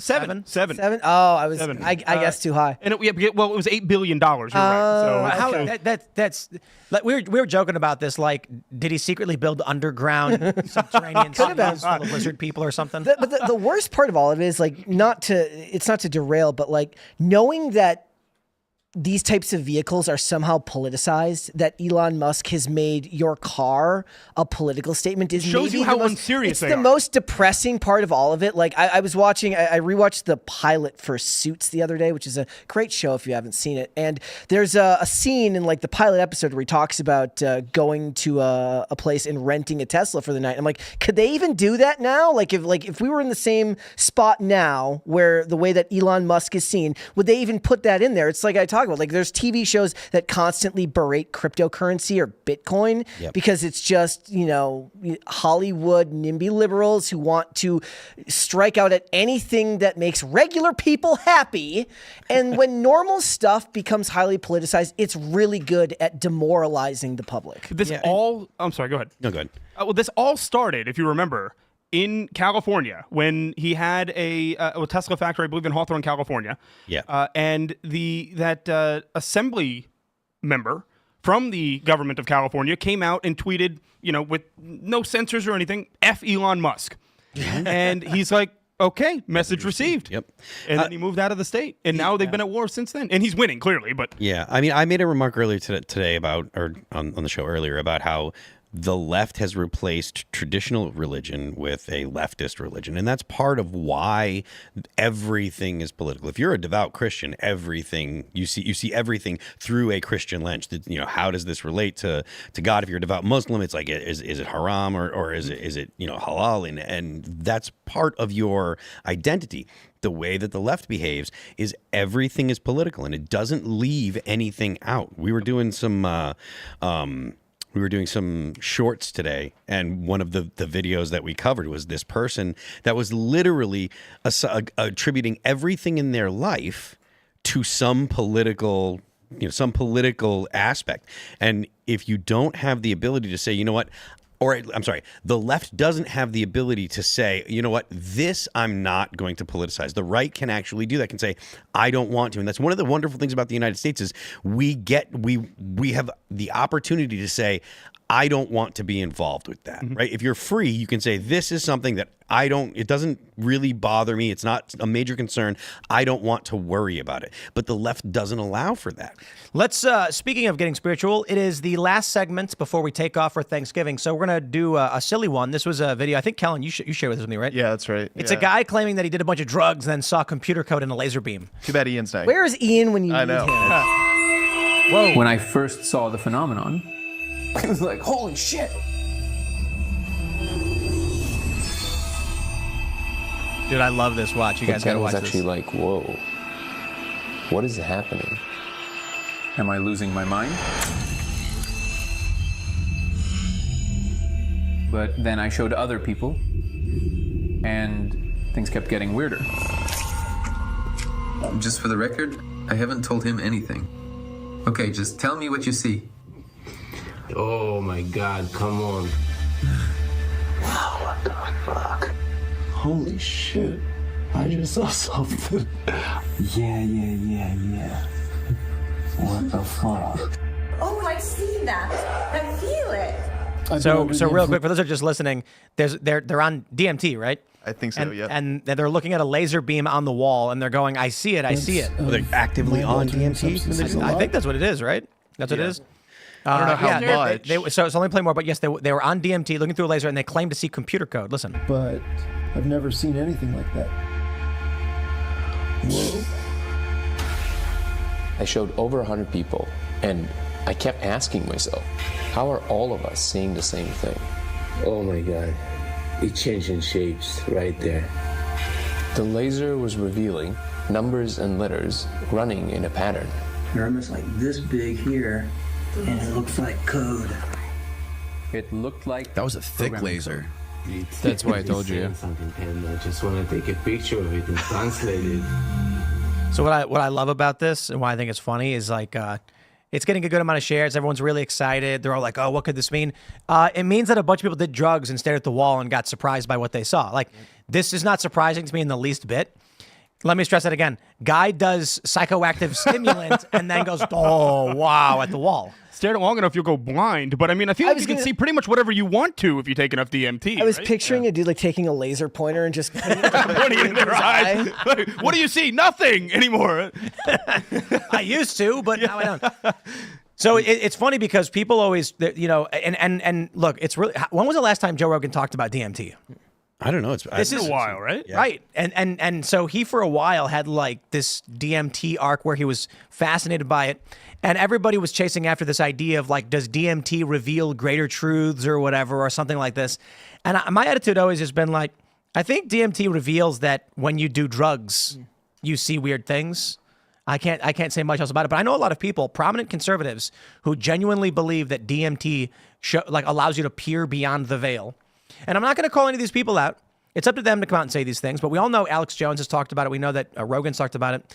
But I've heard a lot of people, Christians, who believe that DMT will allow you to speak with demons or the devil himself. Well, the UK, they did an MRI study with patients on, I think, LSD, which I don't know how similar that is to DMT. But basically what they found is your brain resorts to childhood.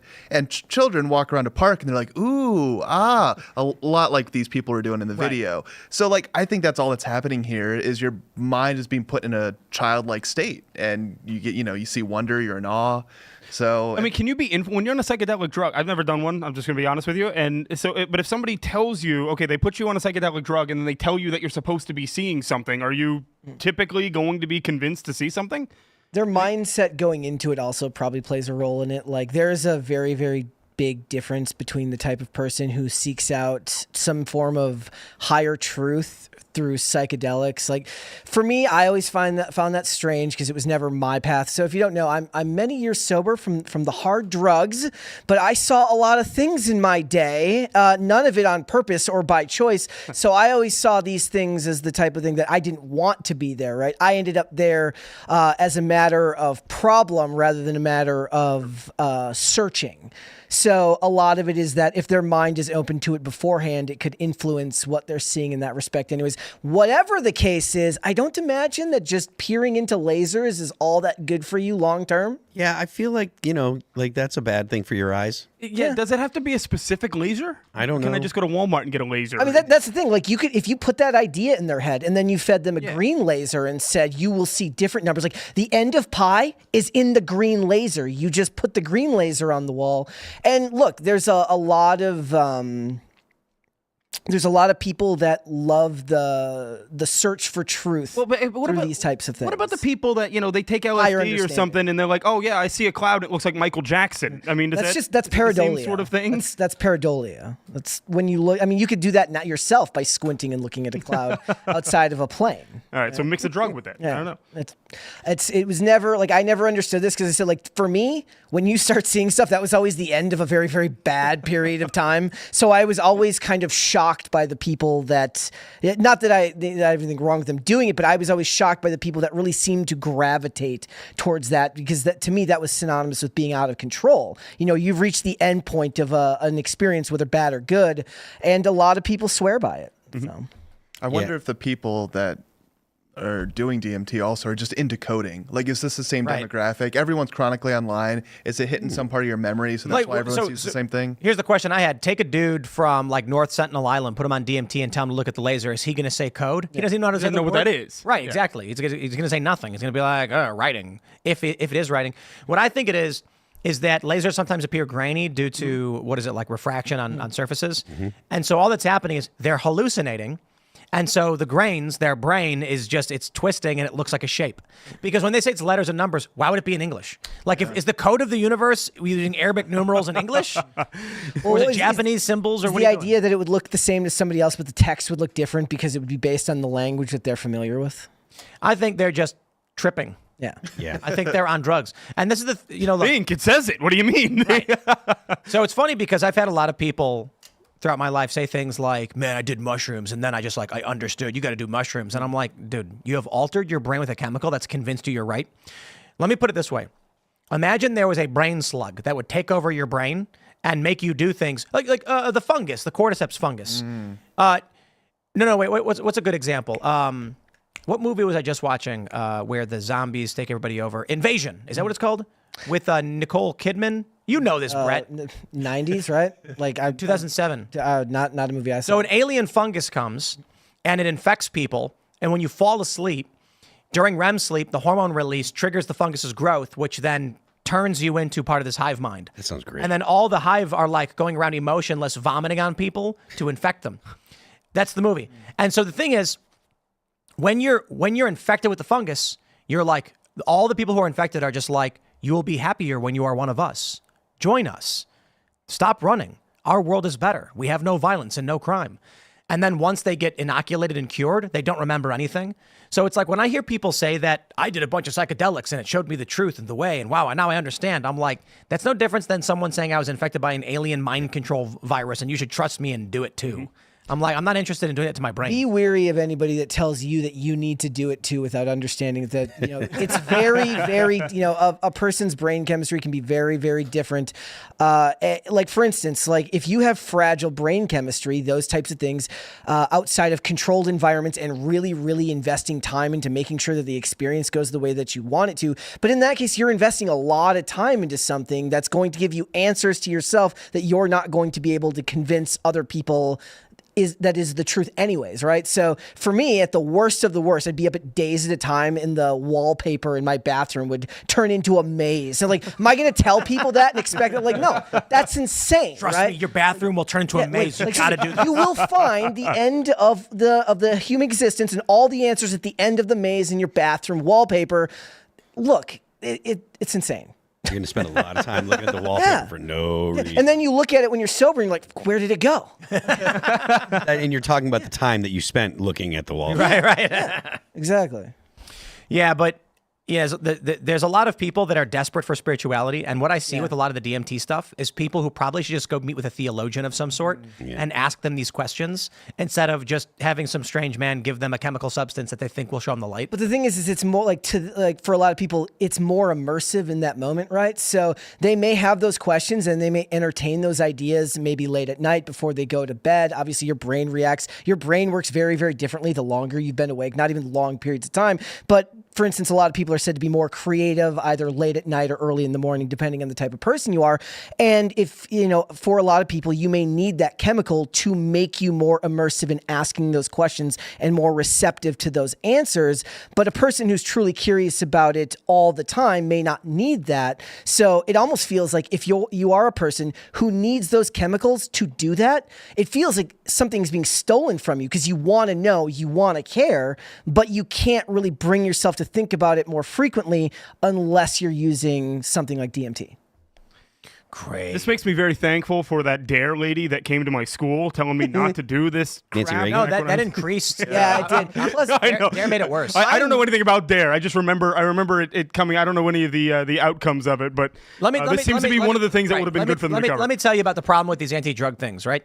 In Chicago, I remember there was a story on the news, and it was like a new super potent strain or variant of opiate has now been found being sold on the south side of Chicago. Well, that's disgusting. Where? Near 63rd and Cicero. Yeah. And then a week later, it was like 17 more people died after going to... A block from 63rd and Cicero. Right. They reported that someone died from fentanyl, and then a week later, 13 more people died. And I'm like, yeah, because they also had the report and then went to go get it. Yeah. So when, like, I remember when the DARE stuff was going at schools, my understanding is that the guys were like, all right, kids, I'm going to teach you about cocaine. Here's what it does. Here's meth. And then the kids were like, where do I get it? Because the adult is equipped with the brain that tells him those are bad things. You know, long-term use of this is dangerous. A kid doesn't see that. The kid just says, wow, that experience sounds like a lot of fun, right? Also, look, I don't know if this was everybody's experience, but I never had anybody randomly show up to me and say, want some free drugs? Nobody gives out free drugs. That never happened to me, but, you know. Do you guys remember the Miami Zombie? The Miami Zombie?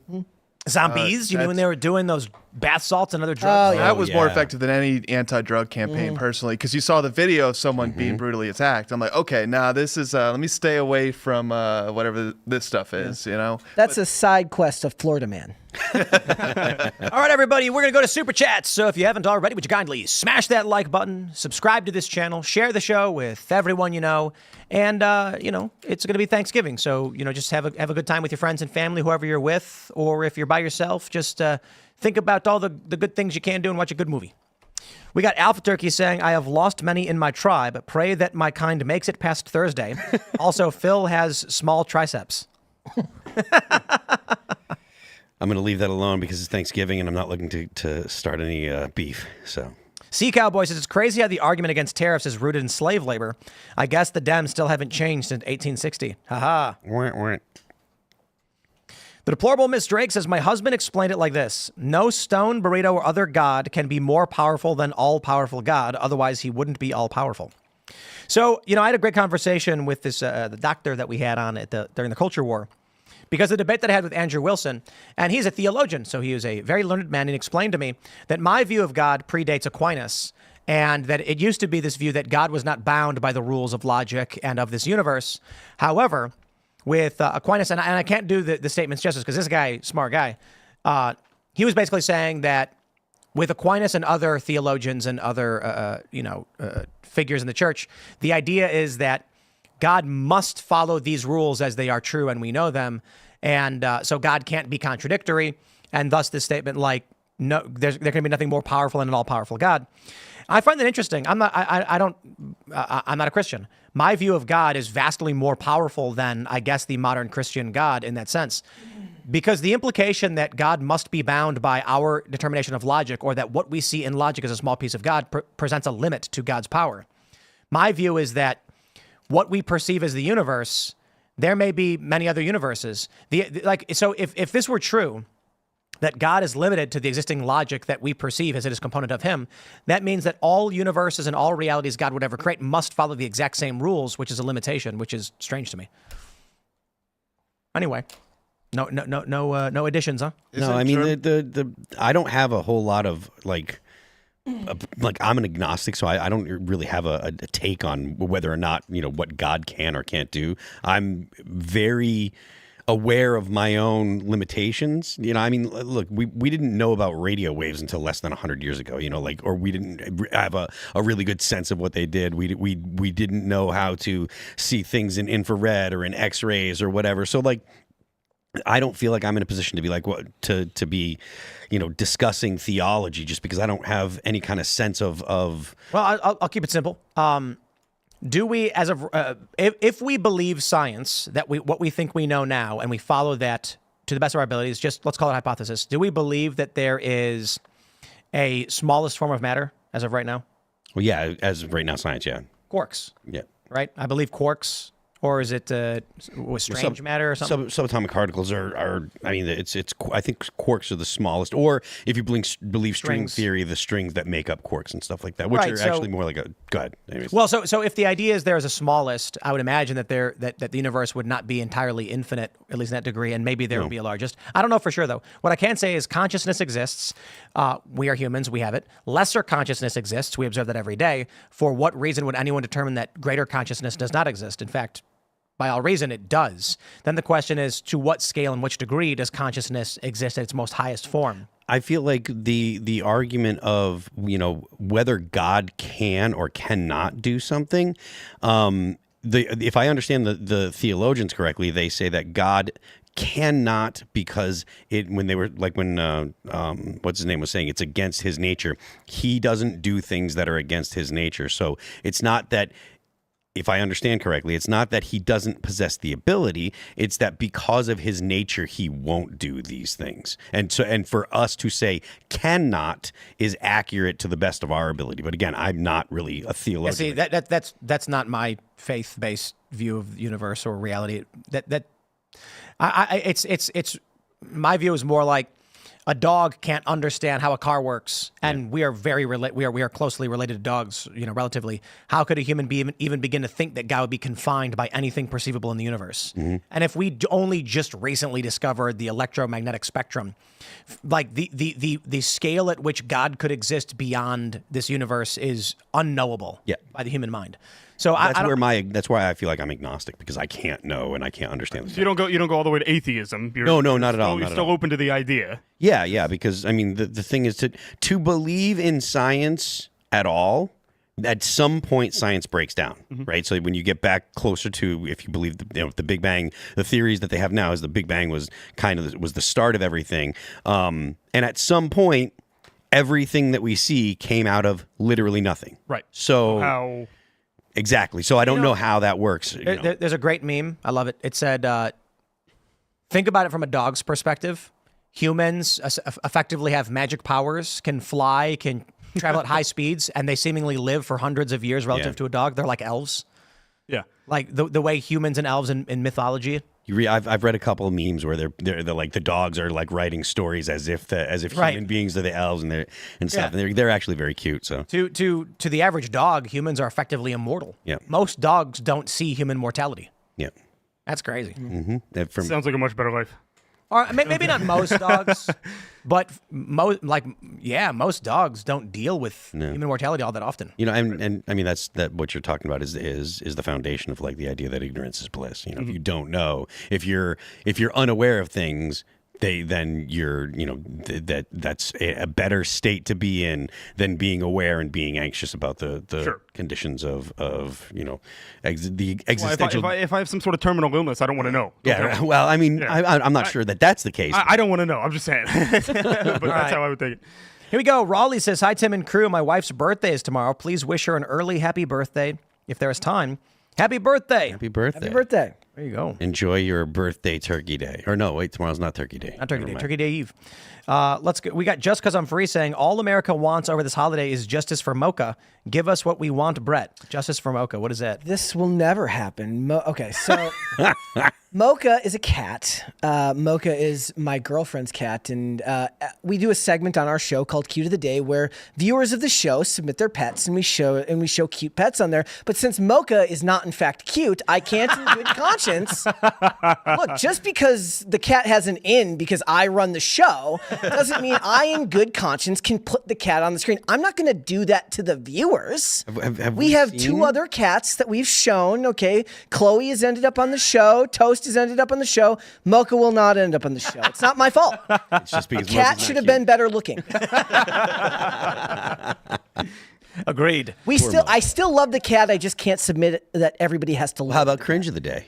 Oh, that might be a good loophole. I'll have to think about that. What about ugly pets? Yeah, that would actually be really good to be like, you can submit your pets for either cute of the day or ugly pet of the day. Is it one of those like mush face ones where its eyes go off in other directions? No, what it is that the cat's tongue is perpetually out and it just looks in a stupor all the time. I need to see this cat. The thing is like, look, I'm always like, look, you are a fantastic argument that my girlfriend is a saint, because who could love you other than me and her?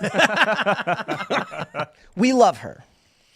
All right, let's go. We got Chad Bremer who says, quick thing on the Star Trek 4 lights thing you bring up a lot. It's borrowed from the end of 1984 when Winston is being tortured. Yep. Oh, that's where the 4 lights comes from? Because everybody now associates it with Star Trek. Yeah. But if he does the whole thing, because at the very end of 1984, that's where they get the most the most important command from Big Brother was that you actually love Big Brother. And at the end, before he gets killed, spoiler alert, before he gets killed, he's actually saying, I love Big Brother, I love Big. So they totally break the guy. And then they kill him anyway? And they kill him, yeah. The best thing is that dude goes on to play the Chancellor in V for Vendetta. Mm-hmm. Yeah. Yeah, famous actor. Wasn't he in the Pink Floyd The Wall movie as well? John Hurt, right? Is that who it is? John Hurt. I mean, Brett knows all as it pertains to pop culture. Yeah, yes, everything. Tim Love says, he's like, oh, you haven't seen Invasion from 2007 and Nicole Kidman? That was the one with Daniel. The funny thing is, I was looking it up. That's the one with Daniel Craig where he got the announcement that he was going to be James Bond, like when that movie was being made. Oh, really? Zombie movies, not really my thing, but I think it's John Hurt if you're talking. Yeah, I'm looking at John Hurt is the guy. Yeah, John Hurt. He passed away a couple years ago. Yeah, but that was so great how he's the main dude in 1984, and then he's the Chancellor in V for Vendetta. That was great casting. That's remember that was when the Wachowskis, they produced that movie back then. That's one of Hugo Weaving's best roles. And that is a movie that I will still rewatch every year and gets left out a lot of times when people talk about great comic book adaptations. Yeah. But he didn't really follow the comic book characters. No. I mean, most of the time that they don't, right? But it's still, like, as far as story structure, it's a fantastic. Imagine where they're like, ooh, be fearful of the Christian theocratic Britain of... the fascist, theocratic Christian Britain of 2006. No, he wasn't in The Wall, my bad. All right. Rita Ho says the House seats are being flipped in CA. It could be 217 versus 215 until special election. Are you guys worried? Yeah, I know. That's why it's like Matt Gaetz leaving is not good. Yeah. No, he should have retaken his seat. But it's still a majority. I mean, it doesn't matter. I would have loved to have seen Matt Gaetz retake his seat there because there was that loophole. I don't know if you saw this. I had to call my attorney, he's an election lawyer, and I called him and asked him because I saw when Matt Gaetz resigned and he. And then he was becoming AG. He's like, oh, well, it's really bold to jump and just go all in on AG. But Matt resigned from the 118th Congress, not the 119th Congress, right? So he could have retaken that seat. Why he didn't, I mean, there could be a myriad of reasons, but it was possible. I think he's going to work in the Trump administration in some capacity. He's going to work in the Trump administration in some capacity. I think Laura Trump is going to have that seat down there if Ron DeSantis. Really? Yeah. Oh, yeah. The congressional seat? No. Senate seat. The Senate seat. Yeah. Ooh, let's go. That's what's going to happen. So, That'd be epic. Yeah, but it's Ron DeSantis that has to do it. And Ron DeSantis, obviously, maybe he's got some people that, like, there was a floating his chief of staff wanted the seat and stuff. I'm tired of that type of politics where, it's like you're going to have... I hope Ron DeSantis doesn't gatekeep like that. I'd like to see Laura Trump. We need somebody in the Senate because the Senate is an entity, a body that thinks that they are above the people. They don't because they're elected to 6-year terms. They're not afraid of us. That's the problem that we see. Yep. We don't have any real allies in the Senate. We think we do. We have some that are better than others. But, if we have Laura Trump in there, she is unquestionably going to push the MAGA agenda. Well, I mean, that perspective is a little contrary to what I would like to see, which is the repeal of the 17th Amendment. I'd like to see the state legislatures actually elect the senators, so that way, not that I'm saying that we're going to see it, but like they're going to behave like they're not accountable to the population anyways. They need to be doing things that are good for their individual states, and the way to get that to happen is have them elected by the state legislatures. Now, I know that there are people that are going to go ahead and make a huge stink about it. You're a threat to democracy. Well, fair enough. I'm pro-Republic anyways. But I do think that like, in if I could have my druthers, if I could wave a magic wand and just make it happen, I absolutely would. Because the idea that the senators need to be elected by the population, I mean, that's kind of ridiculous. Yeah. And to go back to your super chat question real quick, it is very different. A lot of people don't know this. They still don't realize this, that congressional seats, all of the ones that have been pulled from Congress, that is not an appointment by the governor. That is a special election that has to be called per the Constitution for that seat. So you're not going to see Ron DeSantis appointing anybody to any of those congressional seats because he can't do that. So Matt Gaetz, that seat in Florida 1, is going to sit vacant until, I believe, April, which is definitely... It's not going to help. It's not going to help put through Trump's agenda. Whoever ends up being in taking the seat, I mean, it needs to be someone that's going to be friendly to the Trump administration's policies. I mean, the agenda has been set. Again, there's a mandate. Yeah, there is a mandate. No matter how much the left wants to scream and cry and say there's not. The entire country shifted right, the House, the Senate, and the presidency. Even if it's not a mandate that the left will acknowledge, there is clearly a desire by the country to not do what the Democrats were doing, and that's actually, you can't argue that there is, that we have some kind of split in the country. There's a majority of the American people that said these policies that we have been seeing from the left and from the Democrats are not working. We're not happy with them, and we want to change them. So there's only a limited amount of time for, like I said before, like there's 18 months to get as much done as possible. And I'm hopeful that this is going to be, that it'll be possible to get a lot done, but he's going to need people in both the House and the Senate to do it. Right. As well as the administrations. Based on looking at the Senate right now, I am not particularly hopeful. I'm just not. I mean, you don't see anybody. John Thune he's a lot of talk right now. He's got to prove it. Got to prove it to the people. All right. Carter Mai says, annex Canada. Thanks for my birthday wishes. I got Trump for president. Annex Canada, please, and elect Pierre how do you pronounce that? Poilievre? I think so. As Sheriff of Canada, we need 2A, and we need the First Amendment before we lose it all. And you know what, man? I got to tell you, y'all up in Quebec, you had an opportunity, okay? You had an opportunity. You said no. I don't know if I want Canada. Do you want Canada? No. As a vassal state? We already have Canada. But the problem is they let everybody into Canada. Canada is at this point, it's been taken over by people from other countries. It's not even on the same scale that it's happening in the United States. I think, so here's what we do. We seize Canada, we invade, and then what we do is within 90 miles of the northern border, those people are given an option to gain American citizenship through the standard citizenship protocols. And so that's basically almost all of the population of Canada. Then the people who enter illegally are allowed to go to Canada, north of that line, and we invest in setting up cities, and I think that includes Calgary and stuff like that. But we do, and then we say, if you want to come here, what you're going to do is we're going to place you in the north of Canada, where we can build cities, and there's a lot of resources that need to be mined. I'm not saying, I'm only half kidding. I mean, if we were like, let's go mine for oil in Canada, I'm not really suggesting we invade and take over Canada, but if we were like, if you want to come to this country legally through a real process, we're going to be setting up an oil mining town in Alaska, and that's where you're going. Honestly, they're definitely going to self-deport at that point. So that's perfect. I like your strategy. Absolutely. I like your plan. They'll self-deport. But this is what Trump is saying. He says we want immigration. We want it legally. And so what does that mean? Legal immigration needs to put people in places where there's economic need and where it doesn't strain local communities and put a burden on infrastructure. So if we're investing in, say, like an oil drilling town, and we need people to do the job, we can be like, we'll give you temporary worker status. You can go work in these areas. Right now, there's nothing there, and we need to invest and grow those areas. That's how you do it.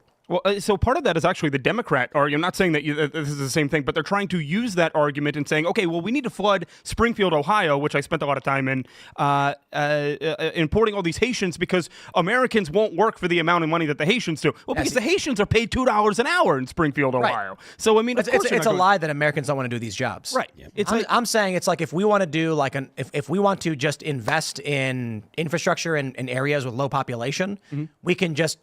We got 1,000 people just cross the border right now. How many of you want to go to Alaska? Well, you hear about Trump's freedom cities, didn't you? What's that?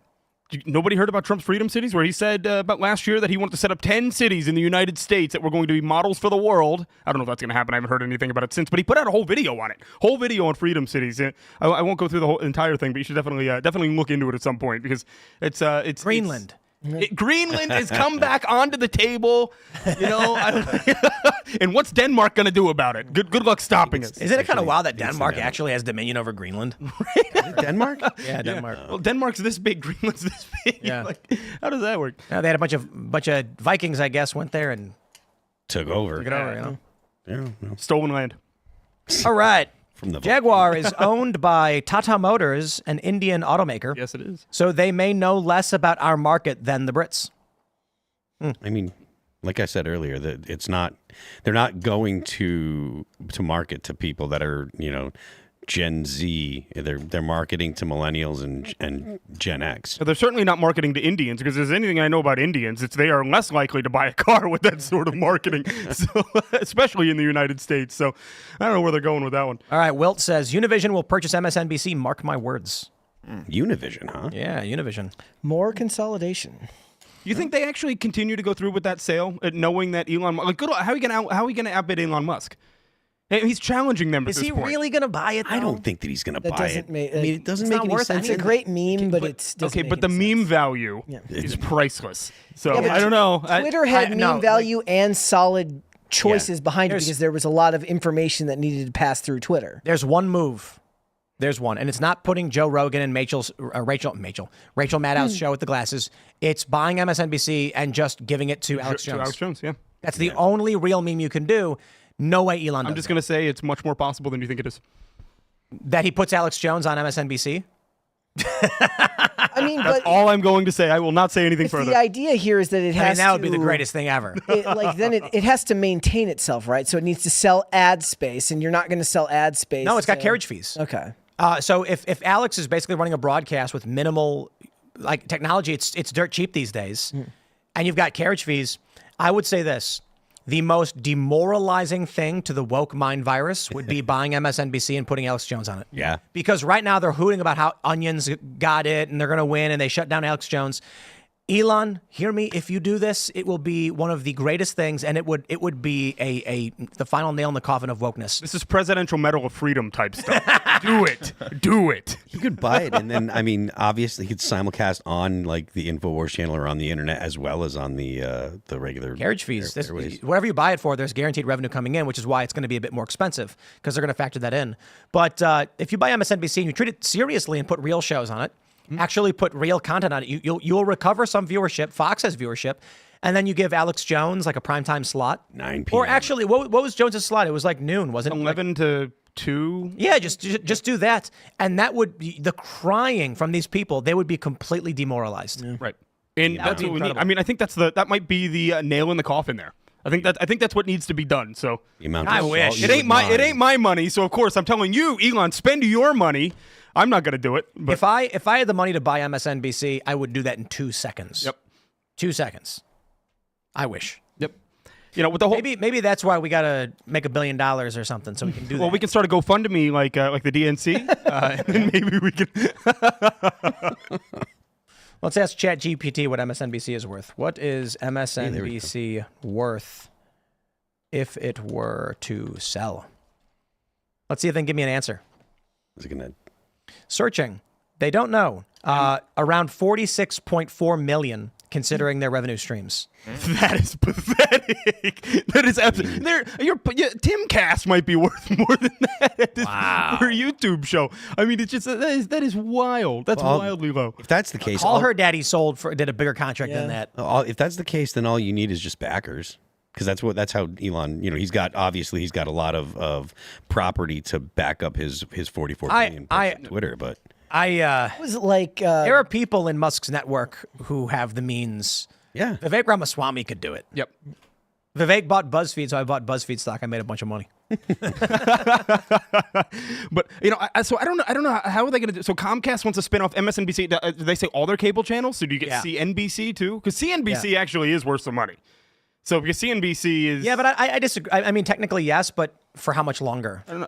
And then I mean, you fire Jim Cramer and you add a lot of value to it. So there you go. You know, Gwyneth Paltrow has that brand Goop with all the creepy products. That sold for like $250 million. Good grief. So if she can sell that for $250 but million, she was probably selling a lot of product. Well, yeah. It's like the thing where the women would jam it up in them. Yep.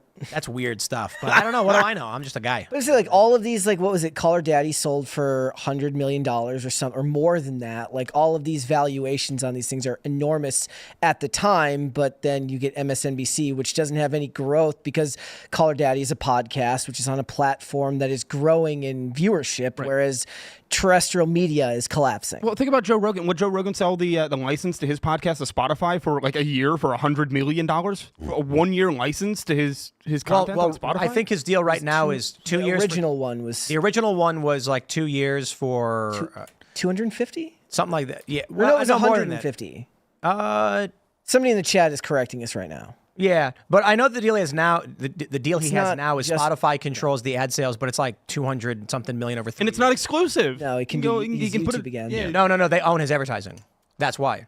Okay. So he. Oh, gotcha. So, but he. That's why when he did the Trump episode, he unlisted it on YouTube because it's supposed to go simultaneous on all platforms, and there was an issue on Spotify, so he paused it on the other platforms to try and get Spotify to work. Because Spotify, I think the deal was, I could be wrong, but they bought the ad rights. to the show. So he gets a guaranteed amount of money. And then when he does ad reads, it's Spotify in full control. And then I think the way it works is until he makes more in ads than they pay him, he's just getting that flat guarantee. But I could be wrong. I don't know. That's just I read it on the internet, so it's not right. My friends, we are getting to that time. So I'll try and grab one more super chat because it's almost time for the holidays. There's an announcement. The Trump has nominated Dr. Bhattacharya to direct. Oh, that's the right. I NIH. saw that. So that's a big deal. And this is a guy who wrote about stopping the lockdowns. Yeah. And so everybody's like, this is it. Yeah, it's a big deal. So we'll just grab one last super chat here. Ask About says, I believe you were speaking to Anselm's ontological arguments and not Aquinas' 5 ways. Anselm said God is a being than which nothing greater can be conceived. Well, specifically, it was told to me, and then I looked it up, that Aquinas had made the argument about logic. My view is that human understanding of logic doesn't apply to any God that created this universe. I understand the Christian argument, I just don't believe it. The argument being that logic is a component of God's nature, and that's why God has created the universe. That's why the universe flows in such a way. I don't see God as being limited in those ways. I think God's ability to create is beyond our comprehension of creation itself.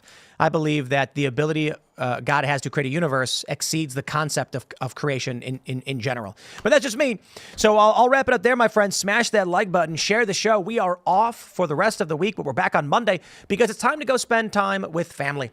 Time to go spend time with family. I'm trying to be like Kamala over here. You can follow me on X and Instagram at Timcast. Become a member at timcast.com. We got tons of great content still to come in the rest of the year.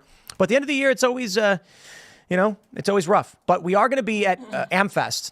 So that will be in Phoenix, December 20th. We'll be live on stage. Super excited. Shout out to Charlie Kirk. Really do appreciate it.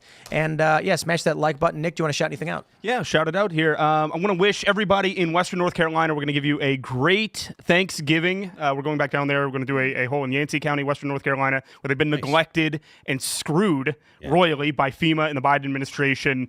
They continue to lie about it, say that people there want to be living in tents and that they don't want to come out. That's what FEMA said today. Obviously a total lie, so we're going to help them out a little bit as well. Find me on X. It's pretty much the only platform that I post on because I get banned on any of the other one. It's at Nick Sortor, NickSortor. Appreciate you, Tim. It's horrible. I saw that photo. Which one was it? Guys, if you want to follow me on Instagram and Twix at Brett Dasovic on both of those platforms, there is currently a photo of the dreaded cat tagged on there. As much as I love her, it's just not a photo I want to look at on a regular basis. I'll see her when I get home. Otherwise, you should check out Pop Culture Crisis, which is normally 5 days a week, Monday through Friday at 3 p.m. Eastern, noon Pacific. We did just finish up the show for the week because we're off, but we did a 3-hour Thanksgiving Day special today. We had a lot of people from the company came through. Phil was there. He hung out. It was a lot of fun. So go and check out that episode and subscribe to the channel if you have not done so already. Also, you can listen on Spotify and Apple Podcasts and rate and review on there. Thanks, guys. I am Phil That Remains on Twix, where you can subscribe, and if you are a subscriber, you can join our meme page. I am Phil That Remains Official on Instagram. The band is All That Remains. You can check us out on Apple Music, on Spotify, on YouTube, on Pandora and Deezer, where we have 4 new music videos that dropped earlier this year. Forever Cold, Let You Go, No Tomorrow, and Divine. They're all up there on the old YouTube and stuff. So, and don't forget, The Left Lane is for Crime. You guys can follow me at Kellen PDL. Go and, since we're going to be off, go and check the Culture War episode we just did last Friday about Flat Earth. And we had Alex Stein, Dr. Robert Sungius. Is that how you say it? Sunjaris, maybe? Sunjaris. He's the theologian I was talking about. Yeah, go check it out. It was a great episode.